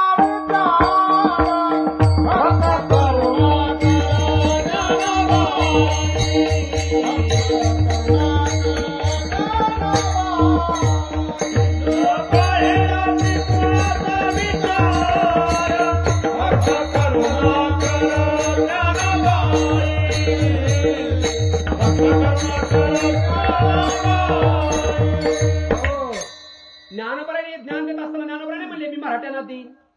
ज्ञानोबराय असं नाही म्हणले मी वंजाऱ्यालाच देईन. माऊली असं नाही म्हणले ब्राह्मणालाच देईल. न पाहे याती, ज्ञानोबारांनी ज्ञान देत असताना याती म्हणजे जात आणि कुळाचा विचार नाही केला. कोणीही या रे लहान थोर, कोणत्याही जातीत असू द्या. तुम्ही महाभारत वाचला असेल बघा, महाभारतामध्ये परशुराम नावाचं एक पात्र होऊन गेलेलं आहे. त्यांच्यासारखा धनुर्वेद जगामध्ये ज्ञाता अजून जन्माला आला नाही परशुरामासारखा. पण त्या परशुरामाकडे ज्यावेळेला कर्ण शिकण्याकरता गेला त्यावेळेला परशुरामाने सांगितलं मी ब्राह्मण सोडून कुणाला दुसऱ्याला ज्ञान देत नाही. आणि कर्णाने चुकून घेतलं, चोरून घेतलं, तर शेवटी शाप देऊन टाकला. म्हणजे मला सांगायचं काय, परशुराम ज्ञानी आहेत पण ब्राह्मण सोडून दुसरं कोणाला ज्ञान देत नाहीत. आता त्यांचे शिष्य खाली येऊन पहा, त्यांचे शिष्य आहे द्रोणाचार्य. द्रोणाचार्य भगवंताकडे भिल्ल समाजाचा एकलव्य नावाचा एक मुलगा गेला आणि त्यांनी सांगितलं महाराज मला तुमचा शिष्य करून घ्या, मला ज्ञान द्या. ज्ञानाचा अधिकार ज्याच्या अंतःकरणामध्ये ज्ञानाची पिपासा, ज्ञानाची जिज्ञासा, ज्ञानाची लालसा उत्पन्न झाली त्याच्याकरता ज्ञान असतं. पण हा एकलव्य ज्या वेळेला गेला मला महाराज मला तुमचा शिष्य करून घ्या, मला त्याला ज्ञान द्या ना, त्याला द्रोणाचार्याने सांगितलं बाळ मी क्षत्रिय सोडून दुसरं कोणाला ज्ञान देत नाही. म्हणजे तुम्ही पहा भीष्माच्या परशुराम आहेत पण ब्राह्मण सोडून दुसरं कोणाला ज्ञान देत नाही. द्रोणाचार्यही आहेत पण क्षत्रिय सोडून दुसरं कोणाला ज्ञान देत नाही. पण ज्ञानोबारांनी ज्यावेळेला हा ज्ञानाचा देण्याचा प्रश्न आला कोणाला द्यायचा, ज्ञानोबारांनी जातीपातीचा विचार नाही करता ज्ञानोबारांनी अख्ख्या जगाकरता हे ज्ञानाचं दालन मोकळं करून दिलं महाराज. कुठल्याही जातीचा असू द्या, कुठल्याही धर्माचा कसलाही असू द्या. ऐका, ज्ञानोबारांनी जर ज्ञानेश्वरी निर्माण केली नसती ना तरी तर मी कीर्तन करू शकलो नसतो, तुम्ही ऐकायला बसले नसते. विठाला विठाला. या वारकरी संप्रदायाची जी मूळ नीव आहे, मूळ पाया आहे, ज्ञानदेवे रचिला पाया. उगच नाही म्हणत. ज्ञानोबारांनी ज्ञानेश्वरी ग्रंथ निर्माण केला बुद्धिमान लोकांकरता. जर एखादा योगी असेल चांगदेव महाराजासारखा तर चांगदेव 65 नावासारखा ग्रंथ त्याच्याकरता निर्माण केला. एखादा ज्ञान झाल्याच्या नंतरही त्याला असं वाटत असेल मी भक्ती सुखाकरता कल्पित द्वैत धारण करून आनंद घ्यावा, माझे जीवीची आवडी, असं जर त्याच्या अंतःकरणात आवड असेल तर ज्ञानोबारांनी त्याच्याकरता विरहिणी नावाचं प्रकरण निर्माण केलं.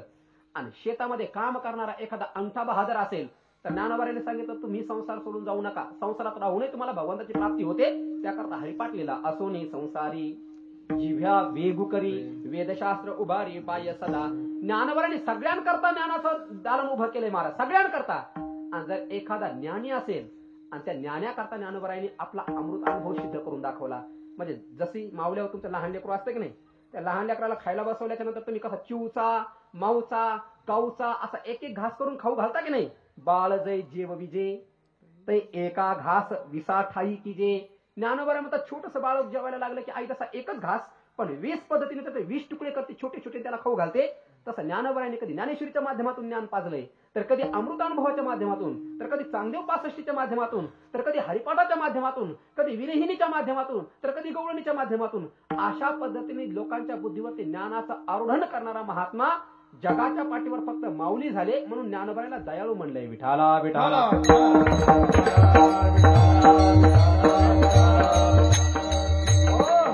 ज्ञानोबारांनी जे मराठी भाषेमध्ये आणलं ना हे सोपं काम नाही महाराज.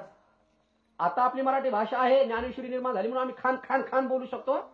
पण मराठी भाषेमध्ये तत्वज्ञान सांगणं तुम्हाला एवढं सोपं वाटलंय. ज्ञानोबारां म्हणतात हे मराठीमध्ये गीता आणणं म्हणजे एवढं सोपं काम नाहीये. हे फक्त जगाच्या पाठीवर एकच चमत्कार करून दाखवू शकते फक्त माऊली. हा सामान्य चमत्कार समजू नका तुम्ही. मराठी भाषेमध्ये ज्ञानेश्वरी आणणं ज्ञानोबारां स्वतः सांगतात किती अवघड आहे. ज्ञानोबारांनी 5 उदाहरणं दिले त्या ठिकाणी. पहिलं उदाहरण दिले माऊलीनी, ही पृथ्वी ना पृथ्वी किती मोठी कोणी सांगू शकतंय, कोणी पाहिली. असं म्हणतात या पृथ्वीवरती किती 70% पाणी ना आणि 30% पृथ्वी म्हणतात है की नाही. पण 30% पृथ्वी किती मोठी अजून पाहिली का कोणी, असं छाती ठोकपणे सांगू शकतो का कोणी. जसं मी सांगू शकतो, मी अख्खा महाराष्ट्र सांगू शकतो, इथून इथपर्यंत महाराष्ट्र आहे. तशी पृथ्वी किती मोठी आहे सांगा बरं. नाही सांगता येत कोणाला. सांगू शकतं कोणी, नाही सांगता येत. ज्ञानोबारां म्हणली ही अख्खी पृथ्वी, जसं आपण एखाद्या मंदिरात गेल्याच्या नंतर त्या मंदिराला सोन्याचा पत्रा असतो की नाही, ज्ञानोबारां म्हणतात अख्खी पृथ्वी सोन्याच्या पत्र्यांनी मढवता येईल. कोण मढवू शकतं सांगा. आपल्याला बायको मढवता येईना नीट, कानातले फुलं घेऊन देता येईना तिला साधी, ती फुफू करायला लागली तिला फुलं करून देता येणार आपल्याला साधी. ज्ञानोबारां म्हणले अख्खी पृथ्वी सोन्याची मढता येईल पण गीतेचा अर्थ मराठीत नाही करता येणार. बघा म्हणजे पृथ्वी सुवर्णाने मढता येणं अशक्य आहे पण ज्ञानोबारां म्हणतात ती शक्य करून दाखवता येईल पण गीतेचा अर्थ मराठीत नाही करता येणार. एक दुसरं उदाहरण दिलं ज्ञानोबारां यांनी, आकाशामध्ये जेवढ्या चांदण्या आहेत त्या सगळ्या चांदण्या चंद्र करता येतील. आता शक्य आहे का. ज्ञानोबारां म्हणतात आकाशातली प्रत्येक चांदणी चंद्र करता येईल पण गीतेचा अर्थ मराठीत करता येणार नाही. 2 समुद्र आहेत म्हणतात 7. ज्ञानोबारां म्हणले 1 नाही 2 नाही 7ही समुद्र गोड नाही. अर्जुन त्या रावणाने प्रतिज्ञा केली होती मी खारा समुद्र गोड करील. एक समुद्र त्याला गोड नाही करता आला. ज्ञानोबराय म्हणतात या पृथ्वी तलावरती 7 समुद्र आहेत आणि 7ही समुद्र गोड करता येतील. शक्य आहे का? नुसते गोड नाही, अमृताने भरता येतील म्हणले ज्ञानोबराय. अशक्य आहे. पण ज्ञानोबराय म्हणले तेही शक्य करून दाखवता येईल, पण गीतेचा अर्थ मराठीत करता येणार नाही. आणि ज्ञानोबराय म्हणतात या पृथ्वी तलावरती जेवढे झाडं आहेत ते सगळी झाडं तुम्हाला कल्पतरू करता येतील. मग ते काँग्रेस असलं तरी करता येईल. विठाला विठाला. ज्ञानोबरायमध्ये 4थं उदाहरण दिलं. या पृथ्वी तलावरती जेवढे झाडं आहेत ते प्रत्येक झाड कल्पतरू करता येईल. अशक्य आहे. पण ज्ञानोबराय म्हणतात गीतेचा अर्थ मराठीत करता येणार नाही. आणि 5ं उदाहरण दिले ज्ञानोबरायने शेवटचं. या पृथ्वी तलावरती जेवढे धोंडे, दगड, गोटे आहेत ते प्रत्येक दगड, प्रत्येक धोंडा, प्रत्येक गोटा ज्ञानोबराय म्हणतात चिंतामणी करता येईल. पण गीतेचा अर्थ मराठीत नाही करता येणार. पण ज्ञानोबरायांनी तोही अर्थ मराठीत करून दाखवला. हा ज्ञानोबरायांचा पुरुषार्थ आहे. करील ते काय नभे महाराज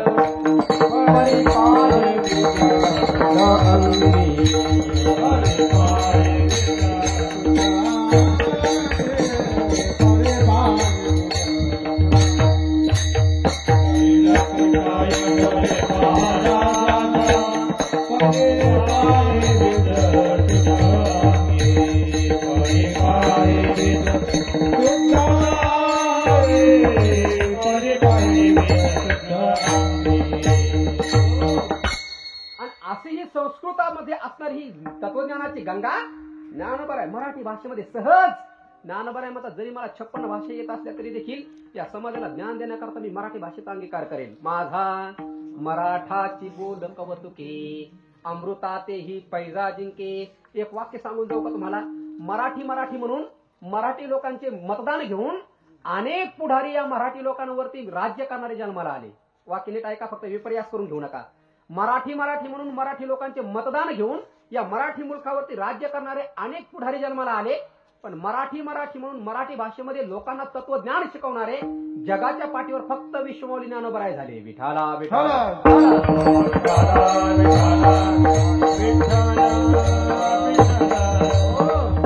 ज्ञानोबरायची मराठी महाराष्ट्री.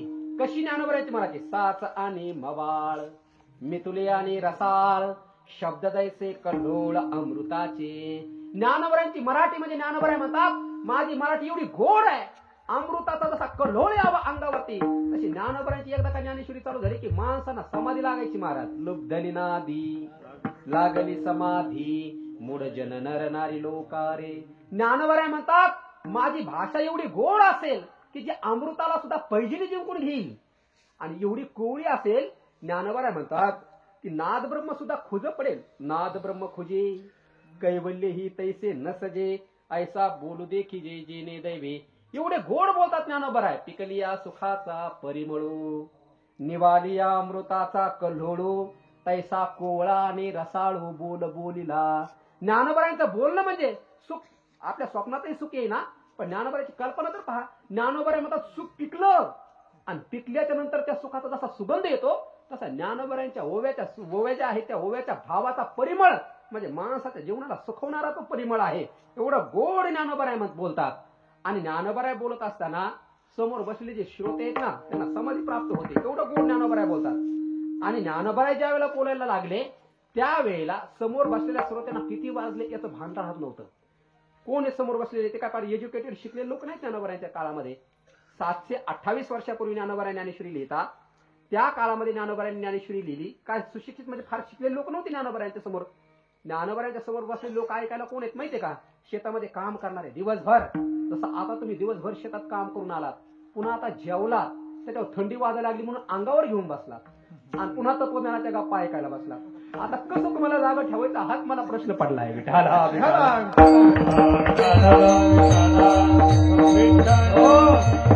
ऐका ज्ञानोबराच्या ज्ञानेश्वरी ताकद एवढी ना महाराज. मेलेल्या माणसाला जिवंत करून त्याच्याकडनं ती ज्ञानेश्वरी लिहून घेतलेली आहे. तर जिवंत माणसाला ज्ञानेश्वरी कसं काय झोपू देईल? विठाला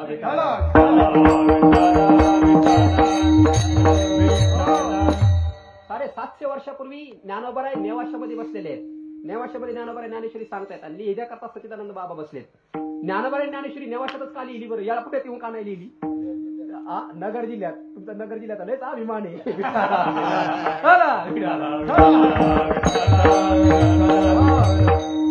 मी ती डॉक्टर बाबाच्या मुखात ऐकलं होतं बादराईनी संबंध. तुम्हाला बादराईनी संबंध लावायचा काय गोष्ट सांगून जातो. आता त्यांनी आणलाच विषय ओढून काढून तर मग आता सांगतो तुम्हाला. जुन्या काळामध्ये ते लोक बैलगाडीने प्रवास करायचे ना.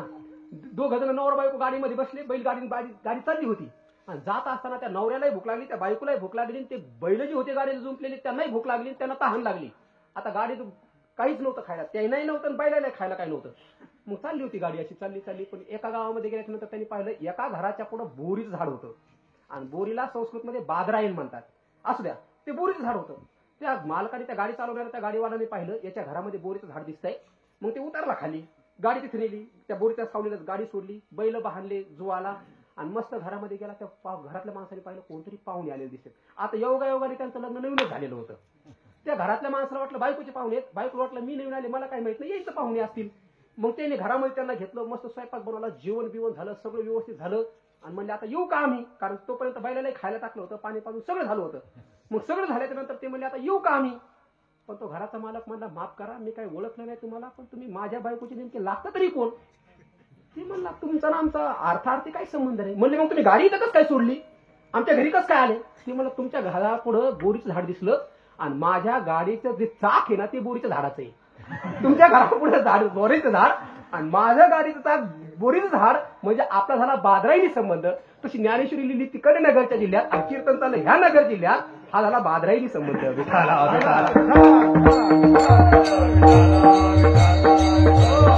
असू द्या, ज्ञानेश्वरी अभिमान असला पाहिजे. याचा धरीन अभिमान भारत माझा देश आहे आणि माझ्या बायकोवर माझं प्रेम आहे.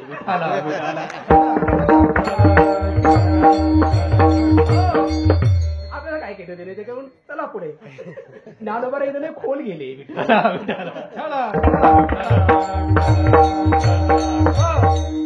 ज्ञानेश्वरी ज्ञानोबारांनी नेवाशातच का सांगितली. स्वतः ज्ञानोबा कारण सांगतात त्रिभुवन एक पवित्र. त्रिभुवन कळते का, स्वर्ग, मृत्यू आणि पाताळ. ज्ञानोबा म्हणतात या तिन्ही भुवनामध्ये नेवाशासारखं पवित्र तीर्थक्षेत्र जगात दुसरं कोणतं नाही. ओळी पहा कशी आहे. त्रिभुवनैक पवित्र अनादि पंचक्रोश क्षेत्र जेत जगाचे जीवनसूत्र श्री महालया असे. त्रिभुवनामध्ये ज्ञानोबा म्हणतात नेवाशासारखं पवित्र तीर्थक्षेत्र दुसरं कोणतं नाही. तरी लोक नेवाशाला जात नाहीत आणि काशी करण्याकरता काशीला गेल्याशिवाय राहत नाही. आहे की नाही. बद्रीनाथ, केदारनाथ, गंगोत्री, जमुनोत्री तिकडे हिंडत बसतात बर्फामध्ये. अरे ज्ञानोबा म्हणतात नेवाशासारखं पवित्र तीर्थक्षेत्र दुसरं कोणतं नाही. इकडे तिकडे हिंडण्यापेक्षा ज्ञानेश्वरी घ्या आणि नेवाशात जाऊन बसा, माऊलीची कृपा तरी होईल आपल्यावर. विठाला विठाला ऐका, त्या नेवाशामध्ये ज्ञानोबा बसलेत, पाठ लावलेली आहे खांबाला, पैस खांब म्हणतात त्याला, आणि समोर सच्चिदानंद बाबा लिहायला बसले. तुम्हाला माहिती आहे मेलेल्या माणसाला जिवंत करून त्यांच्याकडे ज्ञानेश्वरी लिहून घेतात. वाऱ्यासारखी बातमी पसरली. सांगतोय कोण, 16 वर्षाचा मुलगा कुणाकडनं लिहून घेतोय, मेलेल्या माणसाला जिवंत करून त्याच्याकडनं लिहून घेतोय. बागेश्वर बाबाचं बघा आता किती चालले फॅड. फक्त मनातलं कळतं. ज्ञानोबाऱ्यासारखा चमत्कार करू शकले का. किती गर्दी झाली असेल माऊलीचं ऐकायला. बघा कोण ज्ञानेश्वरी सांगतोय. ज्याने वयाच्या 16 वर्षी रेडा बोलवलाय तो मुलगा ज्ञानेश्वरी सांगतोय. एक, ज्यांनी वयाच्या 16 वर्षी स्वर्गातून पितर खाली आणून जीव घातले तो मुलगा ज्ञानेश्वरी सांगतोय. दोन, ज्यांनी नेवाशामध्ये प्रवेश करत असताना मस्जिद बोलविली तो मुलगा ज्ञानेश्वरी सांगतोय. 3, आणि ज्याने मेलेल्या माणसाला जिवंत करून त्याच्याकडनं ज्ञानेश्वरी लिहून घेतोय तो मुलगा ज्ञानेश्वरी सांगतोय. ही ज्ञानोबाऱ्याची 4थी प्रसिद्धी. आणि पुढे तर मग भिंत उडविली, चांगल्या मार्गाला ज्ञान दिला, स्त्रीचा पुरुष केला, हे तर नंतरचा चमत्कार आहेत. अरे साध्या आमच्या 2 मिनिटाच्या आणि 3 मिनिटाच्या क्लिपिका असतं तर आमच्या पुढे हजारो लोक येऊन बसतात आणि त्या क्लिपिका एखादी उभी नसते त्याच्यामध्ये एखादा सिद्धांत नसतो, एखादं सूत्र नसतं, एक तर नाचलेला असतो मसलीसारखा, नाही तर गायलेला असतं. त्याच्या पलीकडे दुसरं एखादी कविता किंवा गाणं किंवा नाच सोडून दुसरं काही गाजलंय का. तरी लोक आमच्या पुढे गर्दी करतात. महाराज ज्ञानोबा बोलतायत ते ज्ञानाचा साक्षात मूर्तिमंत अवतार, योग्याची माय बोलते ती. आणि केवळ फक्त लोकांवरती विद्वत्ता प्रसिद्ध करण्याकरता किंवा आपलं ज्ञान पाजवण्याकरता नाही, केवळ जगाला ज्ञान देण्याची जी तळमळ आहे त्या तळमळा पोटी ज्ञानोबा बोलतायत. ज्ञानोबाला आपलं ज्ञान जगाला दाखवायचं नाहीये, माझी विद्वत्ता पहा म्हणून नाहीये, मला किती येतं म्हणून पहा म्हणून नाहीये, किंवा काही प्राप्त करायचंय म्हणूनही नाहीये. केवळ फक्त जगाला ज्ञान द्यायचं एवढीच एक तळमळ आहे. आणि या तळमळी पोटी ज्ञानोबा बोलतायत. किती लोक जमले असतील ऐकण्याकरता तुम्ही विचार करा. ज्ञानोबाच्या समोर बसणारे डोळ्यात चिपडं नाकात मेकडा असे येडे हळदी नव्हती. ज्ञानोबा समोर बसलेलं कोण आहे का. माणसाच्या पुढे ऐकायला कोण बसतं त्या बसणाऱ्यावरून त्या वक्त्याच्या दर्जा ठरत असतो. लक्षात घ्या. वक्ता जर समोरचा जर दर्जेदार श्रोता नसेल ना तर त्याला वागता नाही, त्याला वागता म्हणतात. विठाला विठाला. ज्ञानोबारायांच्या अशा पुष्कळ वेळा सांगेल मी, पण मला वेळ कमी आहे. ज्ञानोबाराय म्हणतात, ज्ञानोबारायांच्या समोर ऐकायला कोण बसला ऐका. प्रभू तुम्ही महिषांची या मूर्ती आणि मी दुबळा. म्हणजे ज्ञानोबारायांच्या समोर साक्षात भगवान शंकर निवृत्तीनाथ महाराजांच्या रूपाने ज्ञानेश्वरी ऐकायला बसलेले. साक्षात निवृत्तीनाथ महाराज म्हणजे साक्षात सदाशिवाचा अवतार, स्वामी निवृत्तीदातार. ब्रह्मा सोपान तो झाला, भक्ता आनंद वर्चला. आदिशक्ती मुक्ताबाई, दाशी जणी लागे पायी. महाविष्णूचा अवतार अख्खा अभंग सांगितलं. त्याचा कोण कोणाचा अवतार आहे? भगवान विष्णूचा अवतार ज्ञानोबाराय आहे, भगवान शंकराचा अवतार निवृत्तीनाथ महाराज आहेत, सोपान काका हे ब्रह्मदेवाचा अवतार आहे, आणि आदिशक्ती मुक्ताबाई. ही मुक्ताबाई म्हणजे साक्षात भगवती जगदंबा भवानी माया आहे. आणि असे महान विभूती ज्ञानोबारायांच्या समोर ऐकायला बसलेले आहेत. आणि ज्ञानोबाराय बोलतायत. ज्ञानोबारायचं वय आहे फक्त 16 वर्ष. 56 भाषा येत असताना सुद्धा ज्ञानोबाराय संस्कृत मध्ये बोलत नाही, मराठीमध्ये बोलतायत. काय ज्ञानोबारायला संस्कृत बोलता आलं नसतं का? बोलता आलं असतं महाराज, पण ज्ञानोबारायने संस्कृत बोललं असतं तर आपल्याला माती कळाली नसती, आपल्याला काहीच कळलं नसतं. ज्ञानोबारायने संस्कृतमध्ये ज्ञानेश्वरी लिहिली असती, अख्ख्या जगात प्रसिद्ध झाली असती, पण ती आपल्याला कळली नसती. ज्ञानोबाराय काय इंग्रजीमध्ये लिहू शकले नसते, ज्ञानेश्वरी सांगू शकले नसते. सांगता आलं असतं हो. आपले शेमडे पोरं पुण्या मुंबईला जातात आणि गावात येतात तर म्हाताऱ्या माणसापुढे the secret of religion lies not in theories but in practice. आणि तुला प्रॅक्टिस करायची ते घाटवतात ना बाबा, आमच्या पुढे कशाला?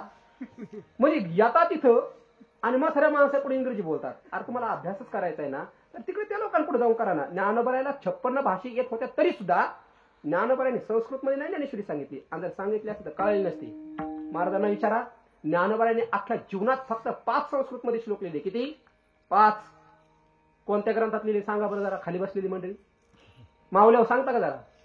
नाही सांगता येत तुम्हाला. आता मला दुसरी कशी बदलते, तुम्हाला वेळ बदलून जायचं नाही, माझ्याकडे वेळ कमी आहे. ऐका, ज्ञानोबारायने अमृत अनुभवाच्या ज्ञानेश्वरीतल्या पहिले 5 श्लोक तुम्ही पहा. कारण किती विद्वान आणून बसवा, 1000 विद्वान बसवले तर 1000 पद्धतीने अर्थ करतील, पण ज्ञानोबारायला अभिप्रेत अर्थ त्या श्लोकातून बाहेर निघेलेच की नाही सांगता येत नाही. ज्ञानोबारायने 5 श्लोक आपल्या जीवनात संस्कृतमध्ये लिहिले तर अजून व्यवस्थित अर्थ कोणी लावू शकत नाही. 1000 पंडित आमचा अर्थ बरोबर म्हणतात. ज्ञानोबारायने जर 9033 वेळा संस्कृतमध्ये लिहिले असते तर आपले बुद्धीचं काय भजन झालं असतं याचा तुम्ही विचार करून पहा बरं. ज्ञानोबारायचं संस्कृत सोडा. ज्ञानोबारायने 18व्या अध्यायामध्ये ज्या सुरुवातीच्या 10 वेळा लिहिलेत ना, किती यमी बिल झालेला असू द्या, किती ज्याला लयच अहंकार आहे ना, मी लय शिकलेला, लयच बुद्धीवर घमेट आहे ना त्याची, लयच त्याला अहंकार आहे ज्ञानाचा, त्या व्यक्तीने ज्ञानेश्वरी काढावी. 18व्या अध्यायातल्या सुरुवातीच्या 10 वेळा वाचून दाखवाव्या. नाही वाचता येत महाराज. अरे त्या ज्ञानोबारायच्या ओव्या पहा कशा. जय जय देवैक निर्मळ.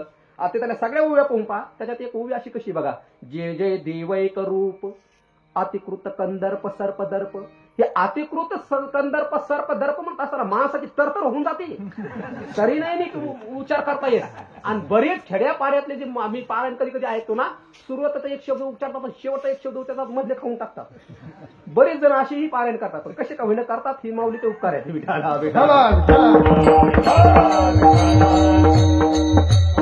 मला सांगायचं काय महाराज, ज्ञानोबारायने ज्ञानेश्वरी कुठल्याही भाषेमध्ये माऊली करू शकत होते, पण केवळ फक्त आपल्यावरती दया आहे माऊलीची म्हणून ज्ञानोबारायने मराठी भाषेमध्ये ज्ञानेश्वरी निर्माण केली. म्हणून वर्णन केलंय काय, अहो दयाळे ज्ञानाबाई. ज्ञानोबारासारखी दया या जगात कोणती नाही. बोलतायत माऊली. समोर निवृत्तीनाथ महाराज, सोपान काका, मुक्ताई आदी संत समोर बसलेले आहेत. आणि त्या सगळ्या संतांच्या सभेमध्ये, त्या मांदी आळीमध्ये ज्ञानोबाराय व्यासपीठावरती बसलेले आहेत. आणि ज्ञानोबारायचं वय आहे फक्त 16 वर्ष. ज्या वयाच्या 16व्या वर्षी आपल्या पोरांना काय खावं हे कळत नाही, काय प्यावं हे कळत नाही. इथं तमाशा असता तर गावातला एकही 16 वर्षाचा तरुण आणि तरुणी रत्न राहील नसती, सगळीच आले असते. गौतमी पाटील उद्या तुम्ही आणून पहा इथं, पहा इथं गर्दी पुरते का नाही, चालणार पुढे उद्या. त्याचा जरा विचार केला पाहिजे की नाही आपण. आणि याचा जर आपण विचार केला नाही तर आपल्या या धर्माला जे पतन चाललंय याला कारणीभूत जबाबदार आपणच आहोत. जोपर्यंत आपले तरुण तरुण इकडे येत नाहीत ना, अरे ते बघा ना, एवढू शकत असते ते 5 वेळा नमाज पडायला जाते, ते एवढू शकत असतं. एखाद्या मुसलमानाला जर तुम्ही विचारलं तू भगवंताला तुझ्या खुदाला तू मानतो, त्याचा पुरावा काय, ते लगेच टोपी करून पाठीमागं दाखवत. त्या तिथं टाकलं हे पडलेलं असत, काय म्हणतात त्याला, तट्टा. 5 वेळा दिवसातून ते मस्त कापडतं खाली आपटून आपटून त्या तिथं काळा चट्टा पडलेला असतो. आणि आपले नालायक हिंदू म्हणतात कशाला जायचं देवळात, देवळात कुठे येऊ. अरे त्यांचा महिना येऊ द्या किंवा त्यांचा रोजाचा महिना येऊ द्या, कसे लहानपासून तर मरणासन्न व्यक्तीपर्यंत पाहते कसे तुटून पडतात आपल्या धर्माचं पालन करण्याकरता. आणि आपल्या गावातला सप्ताह आला का माईक मध्ये सांगावं लागतं, हरिपाठाचा वेळ झालाय चला, कीर्तनाचा वेळ झालाय चला, जेवायला नाही बोंबलावं लागत या म्हणून, जेवायला पण ती पुरत नाही. आणि ती जेवण झालं की चाली बोंबलत घराला. अरे कशाला जन्माला आले तुम्ही, कशाला, काय कारण काय तुमचं जन्माला येण्याचं? अरे काय खायला काय बाहेर भेटत नाही तुम्हाला?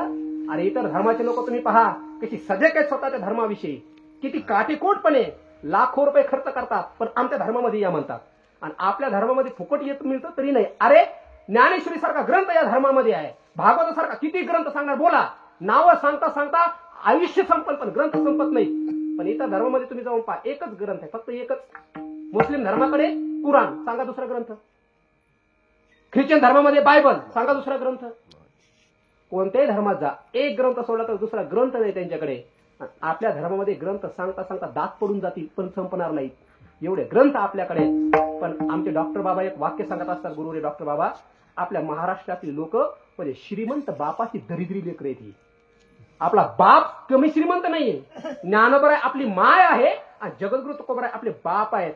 आणि एवढे श्रीमंत आहेत महाराज, जगद्गुरु तुकोबाराचे 4,092 अभंग आणि ज्ञानोबाराचे 9,033. एवढं सोडा, किती श्रीमंत आहे सांगू का तुम्हाला? आमच्या कीर्तनकाराचे 2 ते 3 अभंग बसलेले असतात, तरी इनोन फॉर्च्युनर मध्ये फिरतात. किती तुकोबारा श्रीमंत असल्याचा विचार तुम्ही करून पहा. जर 9,033 जर जीवनामध्ये बसवल्या आणि 4,092 अभंगाचा जर जीवनामध्ये अभ्यास केला तर त्या व्यक्तीचं जीवन किती महान आणि किती समृद्ध होईल याचा विचार तुम्हीच करून पहा. विठाला विठाला.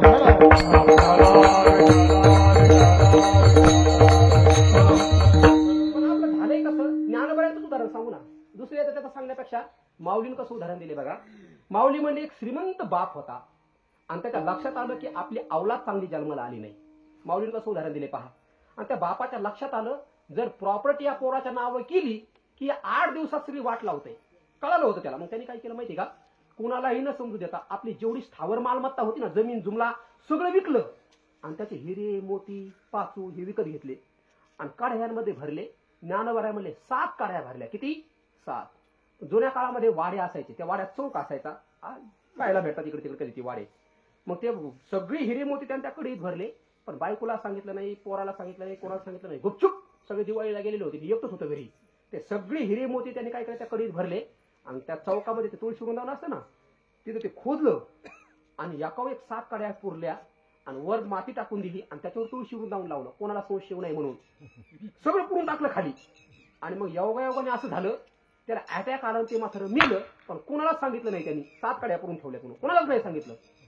आता ते मेलं, आता कोणालाच माहिती नाही. मग कारभार कोणाच्या हातात आला? पोराच्या हातात कारभार आल्याच्या नंतर जेवढं काही घरात होतं त्या पोराने एका महिन्यात उडून टाकलं, काहीच राहिलं नाही. आणि आता मला सांगा, धन संपल्याच्या नंतर बायको जवळ राहते का? तुम्ही संपून पहा, मग मला येऊन भेटा, काय होतं तुम्ही बघा. मी नाही सांगत महाराज. यावत वित्तो पार्जन सक्त तावन निज परिवारो रक्त पश्चात जीवती जर्जर देहे वार्ताम कोपी न पृच्छती गेहे. आणि याचंच भाषांतर जगद्गुरु तुकोबारायांनी केलंय. जोवरी चळनगा तोवरी मनती माझा. जोपर्यंत तुमच्याकडे पैसा आहे ना, तोपर्यंत घरातले लोक तुमच्यावर प्रेम करतात. तुमचा पैसा न कमी हो द्या, तुम्ही पैसे कमवू नका, घरातले लोक तुमच्यावर कसे वसवस करतात की तुम्ही अनुभव घेऊन पहा. आणि हे अनुभव माझ्यापेक्षा तुम्हाला जास्त आहेत म्हणून तुम्हाला संसारातले अनुभव मी कशाला सांगू. विठाला विठाला. ते बाप मेला, त्याच्याकडे जी घरात संपत्ती होती ते पोराच्या ताब्यात आली, महिन्यामध्ये संपली. पैसा संपल्यामुळे बायकोही सोडून गेली, पोरं सोडून गेली. बायको गेली माहेरी निघून, हे बसलं एकच घरामध्ये. आता घरात काहीच नाही, सगळं संपलेलं, काहीच नाही. म्हणजे त्याला आता पोट राहावं लागलं ना. मग त्याच्यावरती वेळ आली भीक मागण्याची. मग तो काय करायचा माहिती का, गावामध्ये भीक मागायचा. पण आता घरापुढे आलेल्या व्यक्तीला कशाला वापस पाठवायचं म्हणून लोकांना राग यायचा. पण घरापुढे आलेला अतिथी म्हणून लोक काहीतरी त्याला द्यायचे. पण काय द्यायचे, मग काय ताज देतील होय त्याला, लोक त्याला द्यायचे. पण कोणतं रात्रीचं शिळं पाप उरलेलं शिळे तुकडे त्याला द्यायचे. तो शिळे तुकडे घ्यायचा आणि कुठे येऊन बसून खायचा माहितीये का. त्याच्या बापाने तिथं 7 काड्या करून ठेवल्या होत्या ना, त्या तुळशी वृंदावन यायचा आणि तिथं बसून ते शिळे तुकडे खायचा. आता बघा, त्याच्या बापाने खाली 7 काड्या करून ठेवलेल्या आहेत, पण त्याला माहिती आहेत का? नाही माहिती त्याला, म्हणून वर शिळे तुकडे बसून खातो. ज्ञानोबाची ओवी कशी आहे, निदैवाची या परिवरी नातरी निदैवाच्या परिवरी लोह्या रुतल्या हाती सहस्रवरी परी वरून येईल खाली परी.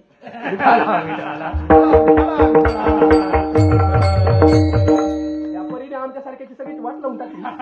मग ती ग्रंथातली असो नाहीतर हाडामांसाची असो, कुणीकडे पुस्तकात जरी आली तरी परी म्हणजे माग, आणि ही जरी आली तरी परी म्हणजे माग. घरीच विठाला विठाला. ओवी पहा कशी आहे. समझने वाले को इशारा काफी है, कुछ हम समझे कुछ तुम समझे, ये बेचारे कुछ भी नहीं समझे. ना तरी निदैवाच्या परीवरी. ज्ञानोबाने उदाहरण कसं दिले बघा. तो निदैवी आहे, त्याच्या घरामध्ये त्याच्या बापाने 7 कड्या करून ठेवल्या पण त्याला माहिती नाही. आता झालं उदाहरण. तसं आपले माय आणि आपले बाप जगद्गुरु तुकोबाराय ज्ञानोबारायांनी ज्ञानेश्वरीमध्ये एवढं तत्वज्ञान वापरून ठेवले महाराज. पण आपण हे ना गाण्यारूपी शिव तुकडी आहे, गजल रूपी शिव तुकडी आहे, हे आपण खात बसलो. हे सगळे म्हणजे श्रीमंत बापाची दरिद्री लेकरच ती. विठाला विठाला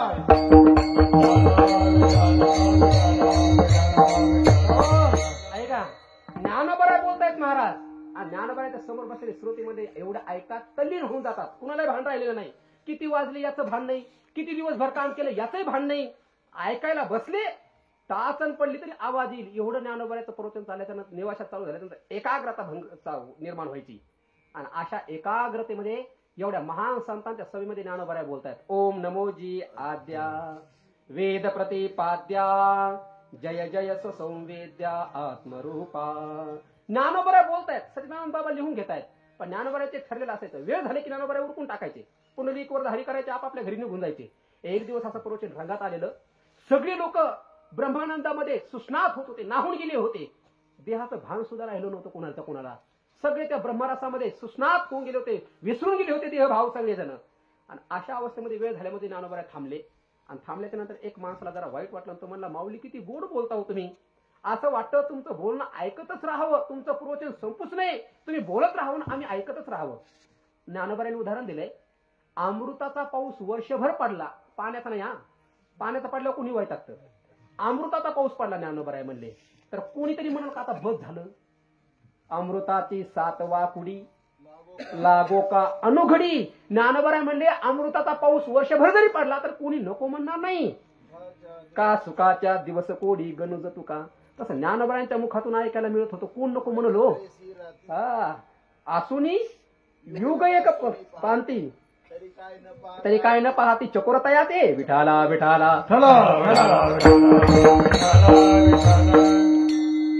आप आनंदाश्रम स्वामी जी के शिष्य है, लेकिन हम डॉक्टर स्वामी के शिष्य है. विठाला असू द्या, अब होगी तेरी मेरी. विठाला ज्ञानोबाराय बोलतायत महाराज ते. आणि एक व्यक्ती उठला आणि माऊलीला म्हणला, माऊली वयाच्या 16 वर्षी एवढं गोड बोलता, कोणत्या शाळेत गेले हो, कोणत्या कॉलेजमध्ये शिकले, कसं काय तुम्ही मराठीचा अर्थ एवढ्या सहज भाषेमध्ये सामान्य ग्रामीण भागातल्या लोकांच्या कानामध्ये उतरेल, त्यांना कळेल, त्यांना पटेल, त्यांना रुचेल असं तुम्ही कसं काय बोलू शकता. कोणत्या जन्मातली साधना आहे. माऊली म्हणले, बाबा ही एका जन्मातली साधना नाही. महाराज माऊली असं बोलायचे ना, स्वतः माऊली सांगतात. अरे माझी ज्ञानेश्वरी भूताने जरी ऐकली ना, माऊली म्हणतात, तर भूताला सुद्धा 7 युक्तीचा पान्हा येईल. काय होवी महाराज, काय स्वामी. म्हणजे ज्ञानोबारायला स्वतःच्या वक्तव्याविषयी आणि स्वतःच्या ग्रंथाविषयी काय आत्मविश्वास आहे. माऊली म्हणतात माझी ज्ञानेश्वरी माणसं सोडा हो, पण भूताने जरी ऐकली ना, या आमुषाला नाचतात ते खरे भूत म्हणतोय मी, या अशा खऱ्या भूताने जरी ऐकली तर ज्ञानोबाराय म्हणतात खेचेराची ही म्हणा आणि सात्विकाचा पान्हा. ज्ञानोबाराय म्हणतात भूताने जरी माझी ज्ञानेश्वरी ऐकली तर भूत त्याचा तमोगुण सोडून देईल आणि ते कीर्तन पुरुषाला येऊन बसेल. एवढं गोड बोलून म्हणतात ज्ञानोबारायांनी. आणि मग प्रश्न असा निर्माण झाला, माऊली भूताने जर ज्ञानेश्वरी ऐकली तर त्याला सात्विकता उत्पन्न होईल. मग ज्याच्या गळ्यात माळ आहे, जो कीर्तन पुरुषन करतो, आळंदी पंढरपूरची वारी करतो, साधू संतांची सेवा करतो, नामस्मरण करतो, त्या व्यक्ती ज्ञानेश्वरी जर ऐकली तर. ज्ञानोबाराय म्हणजे त्याने जर ज्ञानेश्वरी ऐकली तर श्रवणा सवे सुमना समाधी जोडे. ज्ञानोबाराय म्हणले ज्याचं शुद्ध मन झालंय अशा व्यक्तीने जर माझी ज्ञानेश्वरी ऐकली तर ऐकल्याबरोबर त्याला समाधी प्राप्त होईल. आणि कशी प्राप्त होईल, तैसा मनाचा मारू न करता आणि इंद्रिया दुःख न देता एथ मोक्ष असे ऐता श्रवणाची माझी. ज्ञानोबाराय म्हणतात माझी ज्ञानेश्वरी कुणी ऐकू द्या, ऐकल्याबरोबर त्याला मोक्ष प्राप्त होईल. विठाला विठाला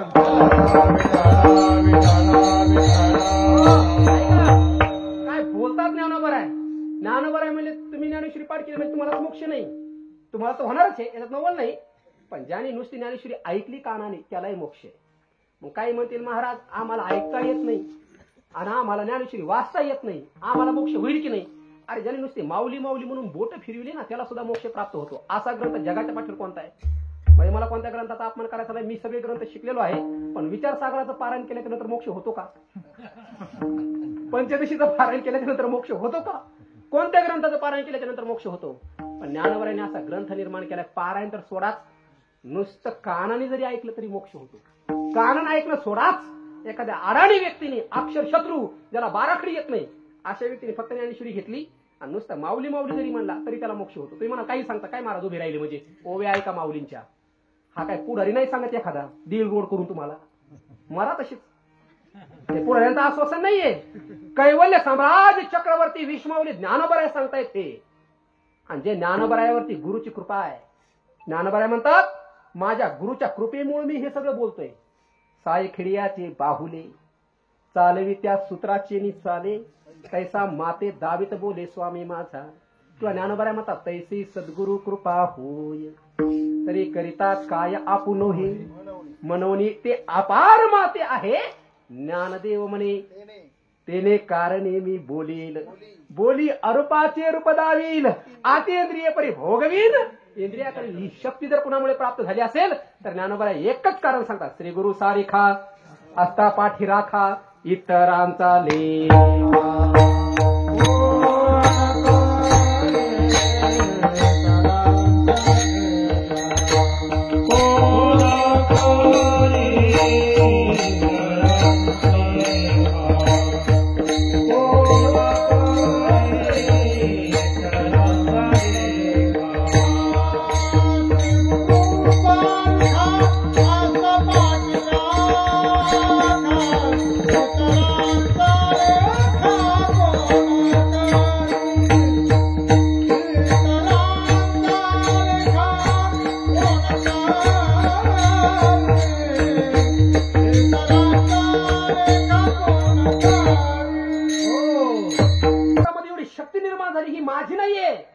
मला बोलवणारे माझे श्रीगुरु आहेत. ज्ञानदेव म्हणे मी चाळे, श्रीगुरुने केले कोडे, माथा हात ठेविला ते पुढे बीजची वाहिले. ही ज्ञानोबराच्या गुरुची सामर्थ्य आहे. आणि ज्ञानोबराय म्हणतात असा माझा ग्रंथ ज्यांनी पाठ केला त्यालाही मोक्ष, ज्यांनी कानाने ऐकला त्यालाही मोक्ष, ज्यांनी पारायण केली त्यालाही मोक्ष, ज्यांनी माऊली माऊली म्हणून बोट फिरवली त्यालाही मोक्ष. कोणी म्हणेल असं कसं काय, ग्रंथ पाठ करता महाराजांना एवढा वेळ गेला मग त्यांना मोक्ष होऊ द्या. पण ज्यांनी पाठ केलं पारायण केले त्यांना थोडं वेगळं फळ मिळायला पाहिजे, पाठ करणाऱ्याला वेगळं फळ मिळायला पाहिजे, कानाने ऐकणाऱ्याला वेगळं मिळायला पाहिजे, माऊली माऊली म्हणून बोट फिरवण्याला वेगळं फळ मिळायला पाहिजे. ज्ञानोबरायमध्ये तसं नाही. माऊलीने उदाहरण कसं दिले बघा. माऊली म्हणले एक समर्थ व्यक्ती, समर्थ म्हणजे पैशावाला श्रीमंत, आणि त्या व्यक्तीने 3 मजली घर बांधलं. पण कधी बांधले हे 750 वर्षापूर्वी, आता नाही. आता इथं आहेत 70-80 वर्षाचे, माझ्या आजोबांचं वय 90 वर्षे, त्यांना विचारा. तुम्ही आता पाहिलेलं आहे सगळ्यांनी. तुम्ही तुमच्या बालपणामध्ये कधी स्लॅबचा बंगला पाहिला होता का? झोपड्या नव्हत्या राहिला नीट माणसाला. तर 3 मजले घर तर दूरच राहिले. 50 वर्षापूर्वी नव्हतं हे, तर 750 वर्षापूर्वी काय असणार आहे? 750 वर्षापूर्वी एखाद्याने 3 मजली इमारत बांधली. गावाच्या लोकांना अशी वाटलं कशी बांधली म्हणून पूजेला जरा जास्त लोक आले. आल्याच्या नंतर लोकांनी बघितलं, अरे वा म्हणले छान बंगला आहे. म्हणले मग आता जेवायला बसा, पूजा झाली. मग लोक जेवायला बसले. काही लोक पहिल्या मजल्यात बसले खालच्या, पण लोक जास्त आल्यामुळे जागा पुरली नाही. मग तो श्रीमंत माणूस म्हणला मग काही लोक दुसऱ्या मजल्यावर जा. ते दुसऱ्या मजल्यावर जेवायला गेले तरी जागा पुरली नाही. मग तो म्हणला असं काम करा, जेवढे शिल्लक राहिले ते 3ऱ्या मजल्यावर जेवायला जा बरं. मग काही पहिल्यावर, काही दुसऱ्यावर, काही 3ऱ्यावर, 3ही मजल्यावर लोक बसले. मग तो श्रीमंत माणूस असा करतो का, पहिल्या मजल्यावर जे जेवायला बसले त्यांना बेसन भाकर वाढा, दुसऱ्या मजल्यावर जे जेवायला बसले त्यांना वरण चपाती वाढा, आणि 3ऱ्या मजल्यावर जेवायला बसले त्यांना श्रीखंड चपात पुरी वाढा. असं करतो का? नाही करत तो. अरे साधा श्रीमंत माणूस जर पंक्ती भेद करत नाही तर ज्ञानोबरांनी जी पंगत घातली ना, ही सामान्य पंगत नाही घातली. दयाने घातली मुक्तीची गबांधी, मेळविली मांदी वैष्णवांची. अरे सामान्य श्रीमंत माणूस पंगत घालतो तर तो साधा पंक्ती भेद करत नाही. ज्ञानोबरांनी पंगत घातली, कसलाही व्यक्ती असू द्या. एक प्रदक्षिणा जपाची या, बाहेरून करती यया, एक ते श्रवणमिषे छाया शेविती ययाची, एक ते अवधानाचा पुरा, विडा पाऊड भीतरा देवनी रिगती गाभारा अर्थज्ञानाच्या, ते निजबोधे उरावरी भेटती आत्मया श्रीहरी. पण पुढची शब्द आहे का, पुन्हा आली परी, आली शी परी. म्हणजे या परीने मागचं सगळं व्यावृत्त करून टाकलं. परी मोक्ष प्रसादे सरी सर्वाही. कोणी आता ऐका, ज्ञानेश्वरी ऐकण्याकरता महिला बसली तरी तिला मोक्ष आहे. लहान मुलगी बसली तरी मोक्ष आहे, म्हातारा माणूस बसला तरी मोक्ष आहे, तरुण बसला तरी मोक्ष आहे, शूद्र असू द्या, कोणत्याही जातीचा असू द्या, ज्ञानेश्वरी ऐकायला बसला की त्याचा मोक्ष रिझर्वेशन केलेला आहे. असा ग्रंथ जगाच्या पाठीवर ज्ञानोबाराय निर्माण करू शकले. कोणीही असू द्या त्याला मोक्ष प्रदान करणारा ग्रंथ ज्ञानोबारायने जगाच्या पाठीवर निर्माण केला. ही दया नाही तर अजून दुसरं काय आहे महाराज. म्हणून अहो दयाळे ज्ञानाबाई माऊली तुमच्यासारखा दयाळू या जगात कोणी नाही. पण ज्ञानोबारायला हा ज्ञानेश्वरी निर्माण करण्याकरता काय कमी कष्ट झाले. मी सांगत होतो नेवाशामध्ये ज्ञानोबाराय बोलत होते. एक माणूस उभा राहिला माऊलीला म्हणला, माऊली वयाच्या 16 वर्षी एवढं गोड बोलता कुठे शिकलात. त्याला माऊलीने सांगितलं, अरे तुम्हाला वाटतं वयाच्या 16 वर्षी माझ्या मुखातून हे ज्ञान बाहेर पडतं, पण वयाच्या 16 वर्षी माझ्या मुखातून ज्ञानेश्वरी बाहेर पडण्याकरता मला काही सामान्य कष्ट करावे लागले. हे महाराज जालन्याहून इथे येऊन दूर येऊन इथे पकवाज वाजवत बसले, एवढे गोड वाजवतात, तुम्हाला वाटतं आता इथं वाजवायला लागले. पण याकरता त्यांनी किती कष्ट केले माहिती. आता सध्या हिवाळ्याचे दिवस चालू आहेत, आळंदीला जाऊन पहा, इंद्रायणीच्या तीरावरती माणूस थडथड उडतो. पण आमचे छोटे छोटे महाराज लोक असतात, प्रॅक्टिस करत बसतात तिथं रात्रभर. तीर किक तकता. आता तुम्हाला काय करणार, तुम्हाला फक्त तीर तीर एवढंच कळतं, तुम्हाला वाटतं किती सुंदर वाजवायला लागले. पण हे करण्याकरता त्यांना तिथं घाटावर किती बसावं लागलं. बोट फुटतात महाराज, रक्त निघत आहे त्याच्यातून, बँडेज लावलं वाजवतात. हे लोक इथं गातात एवढं नाही, यांनी कष्ट केलेले असतात. तसं ज्ञानोबारायला त्या व्यक्तीने विचारलं, माऊली किती गोड बोलता. माऊली म्हणजे एका जन्माची साधना नाही बाबा. तुम्हाला असं वाटतं वयाच्या 16 वर्षी मी गीतेचा अर्थ मराठीत करतो, पण याकरता मला किती कष्ट करावे लागले. माझी या सत्यवादाचे तप बहुत श्रमलो साधन करिता विश्रांती तत्वता न होयची. तुझ वाचोनिया कवनासी पुसावे कवनासी सांगावे अनुभव सुख.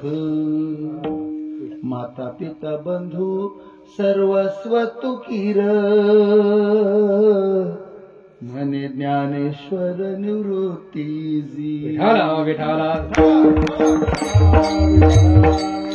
एवढ्या अख्ख्या अभंगाचा एक सार सांगतो तुम्हाला. तू गुरु बंधू पिता, तू आमुची इष्ट देवता, तुची सदा रक्षिता आपदी आमुते. जसे भगवान ज्ञानोबाराय तिथे निवृत्तीनाथ महाराजाला समाधीला जाताना बोलले, मी या जैसी जैसी या आशा केला तुमचा भरवसा, ते पुरवणी बहुवसा आणिलो सुखा. महाराज समाधी प्रसंग सांगायला लागलं ना, नुसता समाधी आठवलं तरी हृदय भरून येतं. ज्ञानोबाराय समाधीला चाललेत आणि निवृत्तीनाथ महाराज दृश्य समोर आणू, केवळ फक्त कल्पना करून पहा. ज्या ज्ञानोबारायने जगाचा अज्ञान निवृत्त करण्याकरता एवढे ग्रंथ निर्माण केले, ते ज्ञानोबाराय समाधीला जात आहेत आणि शेवटच्या प्रसंगी ज्ञानोबारायच्या समोर निवृत्तीनाथ महाराज येत आहेत. आणि आल्याच्या नंतर ज्ञानोबाराय म्हणतात, नाथा तुम्ही मी जशी जशी तुमच्याकडनं इच्छा केली ती सगळी इच्छा तुम्ही माझी पूर्ण केली. ज्ञानेश्वरी सारखा ग्रंथ तुम्ही माझ्याकडनं करून घेतलात, अमृत अनुभवासारखा ग्रंथ तुम्ही माझ्याकडनं करून घेतलात. ही कृपा नाही तर अजून दुसरं काय आहे. पाळिले पोशिले पाळीला लळा बा माझ्या कृपाळा निवृत्ती राजा. तुम्ही मला पोचला, त्याला मला समाधी सांगायची नाही, तिकडे गेलो तर मी पुन्हा वाद जाईल. विठाला विठाला.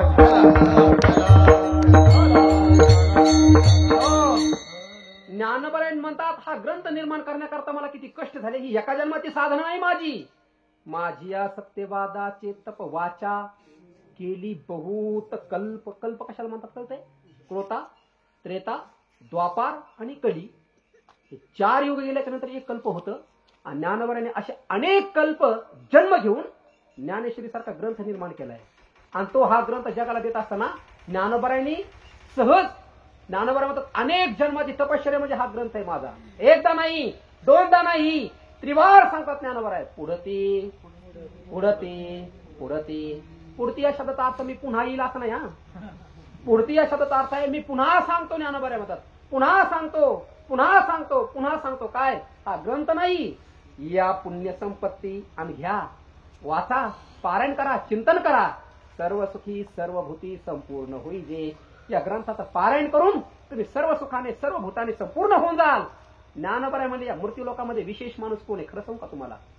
आणि ग्रंथोपजीवीये विशेष. महाराज ज्ञानेश्वरीचं महत्व मी मरेपर्यंत सांगत बसलो, तुम्ही मरेपर्यंत ऐकत बसले आणि अशा अनेक मुक्ती सांगत बसले तरी ज्ञानेश्वरीचं महत्व संपणार नाही. विठाला विठाला. जेवढं सांगू ना तेवढं कमी पडेल. किती बोलावं ज्ञानेश्वरी संदर्भात, किती बोलावं. आगाध ग्रंथ आहे. तुकोबाराय म्हणून म्हणले, तुका म्हणे नेनो युक्तीची ती खोली मनोनी ठेविली पाय डोई. काही लोक महाराज म्हणतील आम्हाला किती काम आहे शेतामध्ये, तुम्हाला काय माहितीये कधी वाचायचे एवढ्या ओव्या. नामदेव महाराज म्हणले द्याविषयी सोडून नका वाचू एवढ्या ओव्या. एकतरी ओवी अनुभवा,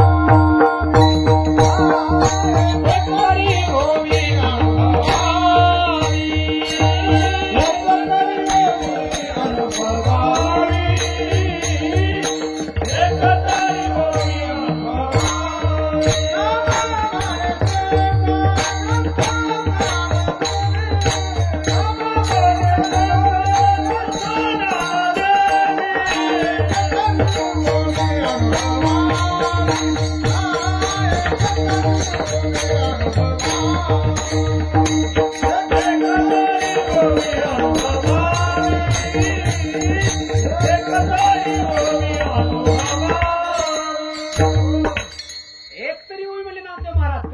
एकतरी ओवी अरे ज्याने एका ओळीचं अनुष्ठान केलं त्या अण्णासाहेब हजारांना विचारून पहा.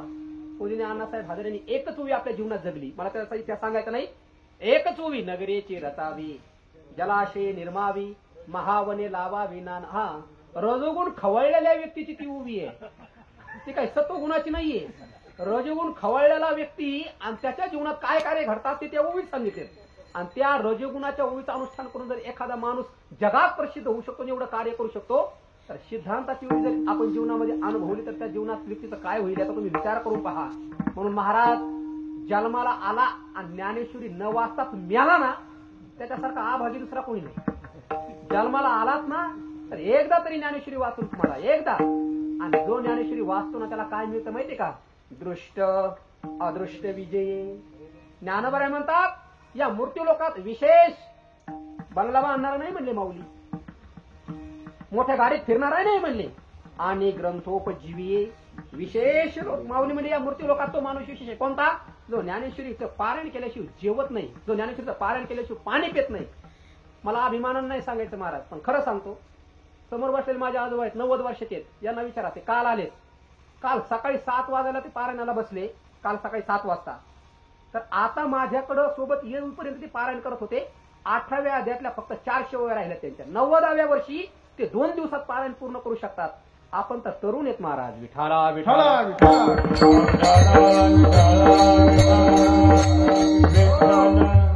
म्हणून आम्ही तर ठरवून टाकलं, तुम्हाला काय करायचं तुम्ही करा. मी तर ठरवून टाकले, एखादं प्रासंगिक कीर्तन असलं तरच विषय सोडून द्यायचा, नाहीतर जिथं कीर्तनाला जाईल तिथं फक्त ज्ञानेश्वरी सांगायची.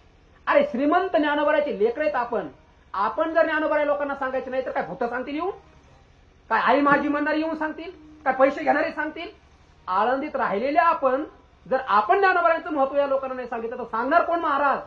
आणि जर ज्ञानोबा लोकांना सांगितले नाही, ज्ञानोबा समाजापर्यंत पोहोचले नाही, तर हे लोक साईबाबाकडे गेले कोणाची चुकी आहे? हे लोक समर्थाकडे गेले कोणाची चुकी आहे? हे लोक नको ते संतांकडे जायला लागले कोणाची चुकी आहे? अरे वारकरी संप्रदायामध्ये ज्ञानोबासारखे चला, ज्ञानोबाचा अध्यात्म सोडून द्या, पण ज्ञानोबाचा नुसता परमार्थ घ्या, तुम्ही चमत्कार घ्या. चला, तुम्हाला चमत्कारच पाहिजे ना, तर ज्ञानोबासारखा चमत्कार मेलेल्या माणसाला तत्वज्ञान देणारा चमत्कार पाहिलाय कोणी तुम्ही? रेड्याच्या मुखातून वेद बोलवणारा चमत्कार पाहिलाय कधी तुम्ही? जगात स्त्रीचा पुरुष करणारा चमत्कार पाहिलाय तुम्ही? अरे विज्ञानाची एवढी प्रगती झाली पण अजून स्त्रीचा पुरुष नाही करता आला विज्ञानाला. हे चमत्कार ज्ञानोबाने करून दाखवले. विमान उडवता आला आकाशामध्ये, पण भिंत उडवणारा महात्मा पाहिलाय तुम्ही कधी? ऐकलाय कधी? अरे एवढ्याले चमत्कार ज्ञानोबाने करून दाखवले ते जगामध्ये. म्हणून तुम्हाला सांगतो, एखादा माणूस ज्ञानोबाला जर शुद्ध भावने जर चरणी गेला ना तर त्याला इहलोकातीलही सुख प्राप्त होतं, परलोकातले. मी नाही सांगत, स्वतः ज्ञानोबा सांगतात. दृष्ट अदृष्ट विजय शब्दाचा अर्थ कळतो का तुम्हाला? या दृष्ट म्हणजे डोळ्याने दिसणार आणि अदृष्ट म्हणजे डोळ्याने न दिसणार. जो ज्ञानेश्वरीचं चिंतन करतो मृत्यू लोकातलं सगळं सुख त्याला प्राप्त होतं, आणि मेल्याच्या नंतर तो व्यक्ती वैकुंठाला, स्वर्गाला, ब्रह्मलोकाला प्राप्त होतो. आणि त्याचा खरा अर्थ असा आहे, दृष्ट म्हणजे ज्याने ज्ञानेश्वरीचं चिंतन केलं त्याला जीवनमुक्ती मिळते, आणि अदृष्ट म्हणजे ज्ञानेश्वरीचं चिंतन करणाऱ्या व्यक्तीला विदेह मुक्ती प्राप्त होते. एवढं महान सुख प्राप्त करून देणारा हा ज्ञानेश्वरी सारखा ग्रंथ ज्ञानोबाने निर्माण केलाय. एवढी दया कोणाच्या अंतकरणात आहे महाराज? अरे रेड्याला जे ज्ञान देऊ शकतात, कोणाच्या अंतकरणात दया एवढी? ज्यांनी आयुष्यभर त्रास दिला अशा विश्वा खेचराला नामदेव महाराजांचं गुरुपद भूषवण्याची योग्यता प्राप्त करून दिली, एवढी दया कोणाच्या अंतकरणामध्ये? म्हणून ज्ञानोबासारखा दयाळू अजून जन्माला नाही आला.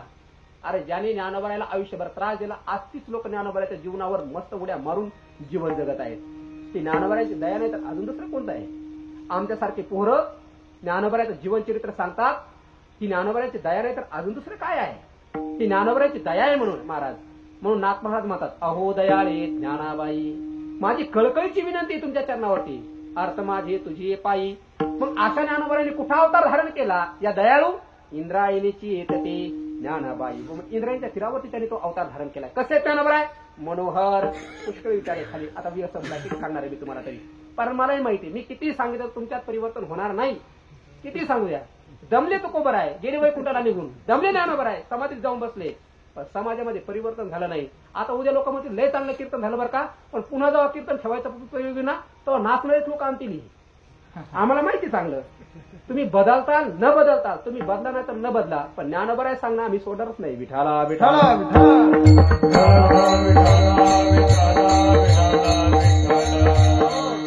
असे दयाळू ज्ञानोबर आहे आळंदीमध्ये इंद्रायणीच्या तीरावरती जन्माला आले.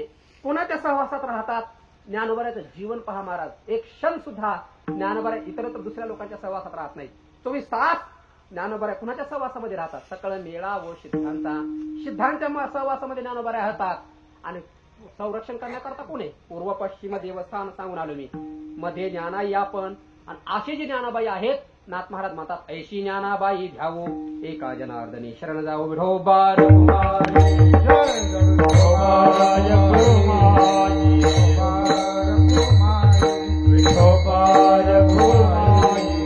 एकदा गेल्यानंतर तर ठराविक लोकांना दिसले.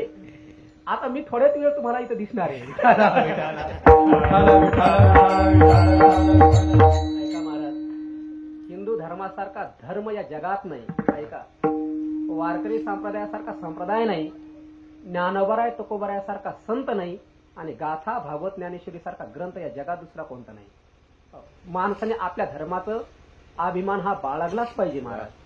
आणि जे लोक आपल्या धर्माचा स्वाभिमान विसरतात ना, तो लोक जीवनामध्ये काहीच करू शकत नाहीत.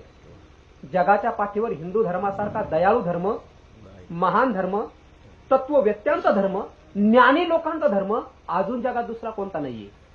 आणि या धर्माचं संरक्षण करणाऱ्या लोकांच्या सुद्धा कमी या महाराष्ट्राला किंवा या भारताला पाठीमागही नाही आणि आजही नाही महाराज. इथून पाठीमागं तुम्ही पहा, ज्या ज्या वेळेला हिंदू धर्माला ग्लानी येण्याचा प्रयत्न कोणी काही लोकांनी केला, त्या वेळेला महापुरुष जन्माला आले. औरंगजेबाने थोडा प्रयत्न केला होता हिंदू धर्माला नष्ट करण्याकरता. त्याला माहित होतं की आपण संभाजी राजाला समोरासमोर युद्धामध्ये हरू शकत नाही, कारण जगाच्या पाठीवरती 140 लढाया करून एकदाही पराभूत न झालेला राजा, म्हणून गिनीज बुकला देखील फक्त संभाजी राजाचीच नोंद घ्यावी लागली.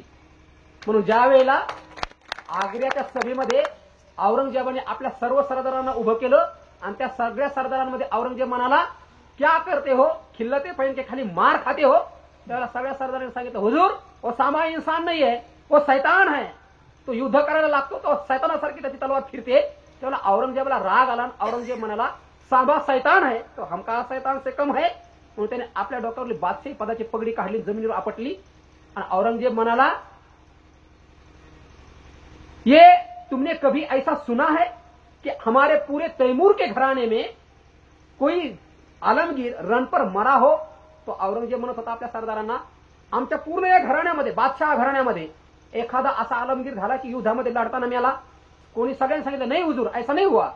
औरंगजेब म्हणाला, ये पहला आलमगीर होगा, सांभा के साथ युद्ध में मरेगा या उस सांभा को मारेगा. आणि 50 लाखाची फटाणी फौज घेऊन तो महाराष्ट्रात संभाजीराजाला पकडण्याकरता आला. इतिहास सर्वांना माहिती आहे. संगमेश्वरावरती संभाजीराजांना पकडलं आणि एक हेर संभाजीराजाची पकडल्याची बातमी औरंगजेबला संभाजीनगरला सांगायला गेला. आणि सकाळ सकाळची वेळेतून तो नमाज पडत होता आणि नमाज पडताना तो हेर गेला, मला जहाफना सांभा गिरफ्तार हुआ. आणि आल्या हेराला तो औरंगजेब विचारत होता, पीके तो नाही आये, सुबह सुबह क्या बकते हो? त्याने सांगितलं, नाही हुजूर, खुदा कसम सच कह रहा हूं, सांभा गिरफ्तार हुआ. आणि संभाजीराजे सापडलेली ही बातमी त्याला एवढी आवडली, त्यांनी भगवान त्यांच्या खुदाचे आभार मानायला सुरुवात केली. आणि औरंगजेब म्हणत होता, लाया जाए उसे शानो शौकत से, पहना जाए तख्ता गुलाम. आतापर्यंत राजा म्हणून त्यांनी चांगले कपडे घातले असतील, आता त्याला विदुषकी झगली बिघारा. आतापर्यंत राजा म्हणून नगारे वाजले असतील, आता धोडताशे बडवा. आतापर्यंत राजा म्हणून हत्तीवरनं पालखीतून गेला असेल, आता त्याला उंटाला बांधा. आणि संभाजीराजाला विदुषकी झबली घातली, उंटाला बांधलं, लोखंडी साखळी त्या काटेरी साखळदंडाने झगडवलं आणि निघाली दिंड वाजत गाजत. अरे 9 वर्षाच्या औरंगजेबाला अन्नाचा घास गोड लागू दिला नाही, पाण्याचा घोट गोड लागू दिला नाही. माणसं तर सोडा, त्या मुघलांचे घोडे पाणी पाजायला ज्यावेळेला न्यायचे ना, ते घोडे सुद्धा पाणी पित नव्हते. ते मुघल लोक विचारायचे त्या घोड्यांना, का रे तुम्ही पाणी का पित नाही? त्या घोड्यांना पाण्यात सुद्धा संभाजीराजे दिसत होते. एवढी जरब बसवली होती संभाजीराजांनी. आणि बघता बघता संभाजीराजाला औरंगजेबच्या दरबारामध्ये उभं केलं. आणि उभं केल्याच्या नंतर औरंगजेब सिंहासनावर बसला होता. संभाजीराजांनी कवी कलश दोघ जण शेजारी उभे होते. औरंगजेब खाली उतरला आणि संभाजीराजाच्या समोरून उभा राहिला. आणि औरंगजेब म्हणतो, 9 बरस का था ये सांभा, तब मिला था हमें आगरा में, तब पूछा था हमने इसे, क्यों रे सांभा तुम्हें हमारा डर नहीं लगता? तभी सांभा ने जवाब दिया था, हमें किसी का डर नहीं लगता, लेकिन हमारे वजह से सबको डर लगता है, लेकिन अब नहीं, अब दिखा देंगे इसे.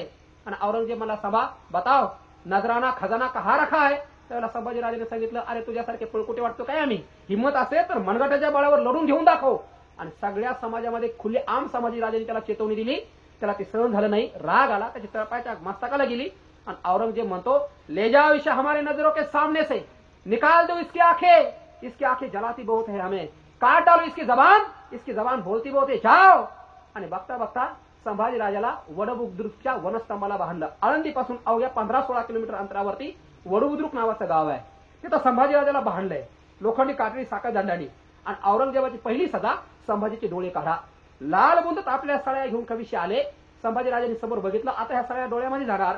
संभाजीराजांनी डोळे मिटले आणि राजांच्या डोळ्यासमोर उभे राहिले माँसाहेब, जिजाऊ, छत्रपती शिवाजी महाराज, मावळे, गडकोट, किल्ले. याच डोळ्याने दर्शन घेतलं. उघडले डोळे, लाल बुंदत आपल्या सळ्या सरळ डोळ्यात गेल्या, निघाल्या त्याच वेगाने बाहेर. आता डोळ्या नव्हत्या, ओढल्या होत्या फक्त काळ्या कबिंड खोपड्या, उग्र रक्त बाहेर फेकणाऱ्या. अरे शेतात साधा पायात काटा रुतला तर 8 दिवस आपण शेतात जात नाही. डोळ्यामध्ये लाल बुंद तापलेल्या सळ्या गेल्या. कोणाकरता सहन केलं हे सगळं? केवळ फक्त धर्माच्या संरक्षणाकरता. अरे झुकला असता, नमला असता तर आलमगीराचा बाप म्हणून जगला असता. पण मरण पसंत केलं, पण दुसऱ्याचा धर्म स्वीकार केला नाही. आणि भगवद्गीता सांगते, स्वधर्मे निधनम श्रेयाः परधर्मो भयावह.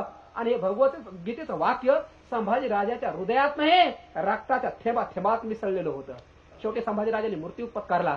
एवढ्यावर त्या औरंगजेब थांबला नाही.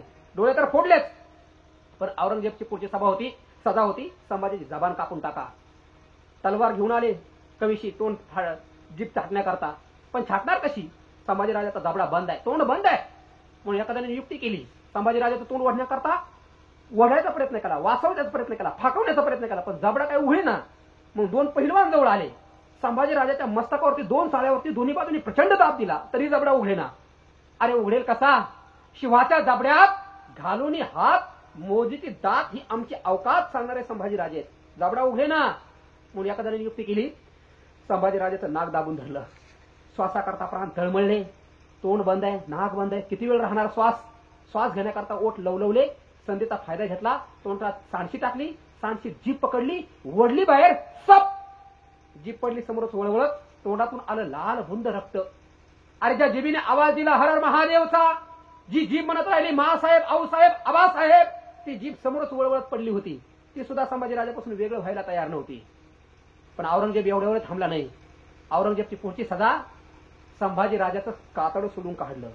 जसं बोकड सोलतात ना, तसं सोलून काढलं. एवढंच नाही, कोणीतरी यायचं, सांचित बोटाचं नख पकडायचं, वढायचं. सनकन सर्र यातनाचा जाळ व्हायचा. कोणीतरी पायाचं नख वढायचं, कोणीतरी छातीचं मांस काढायचं, कोणी मांड्याचं मांस काढायचं, कोण छातीचं मांस काढायचं. गिधडा कुत्र्यांना खाऊ घालायचं.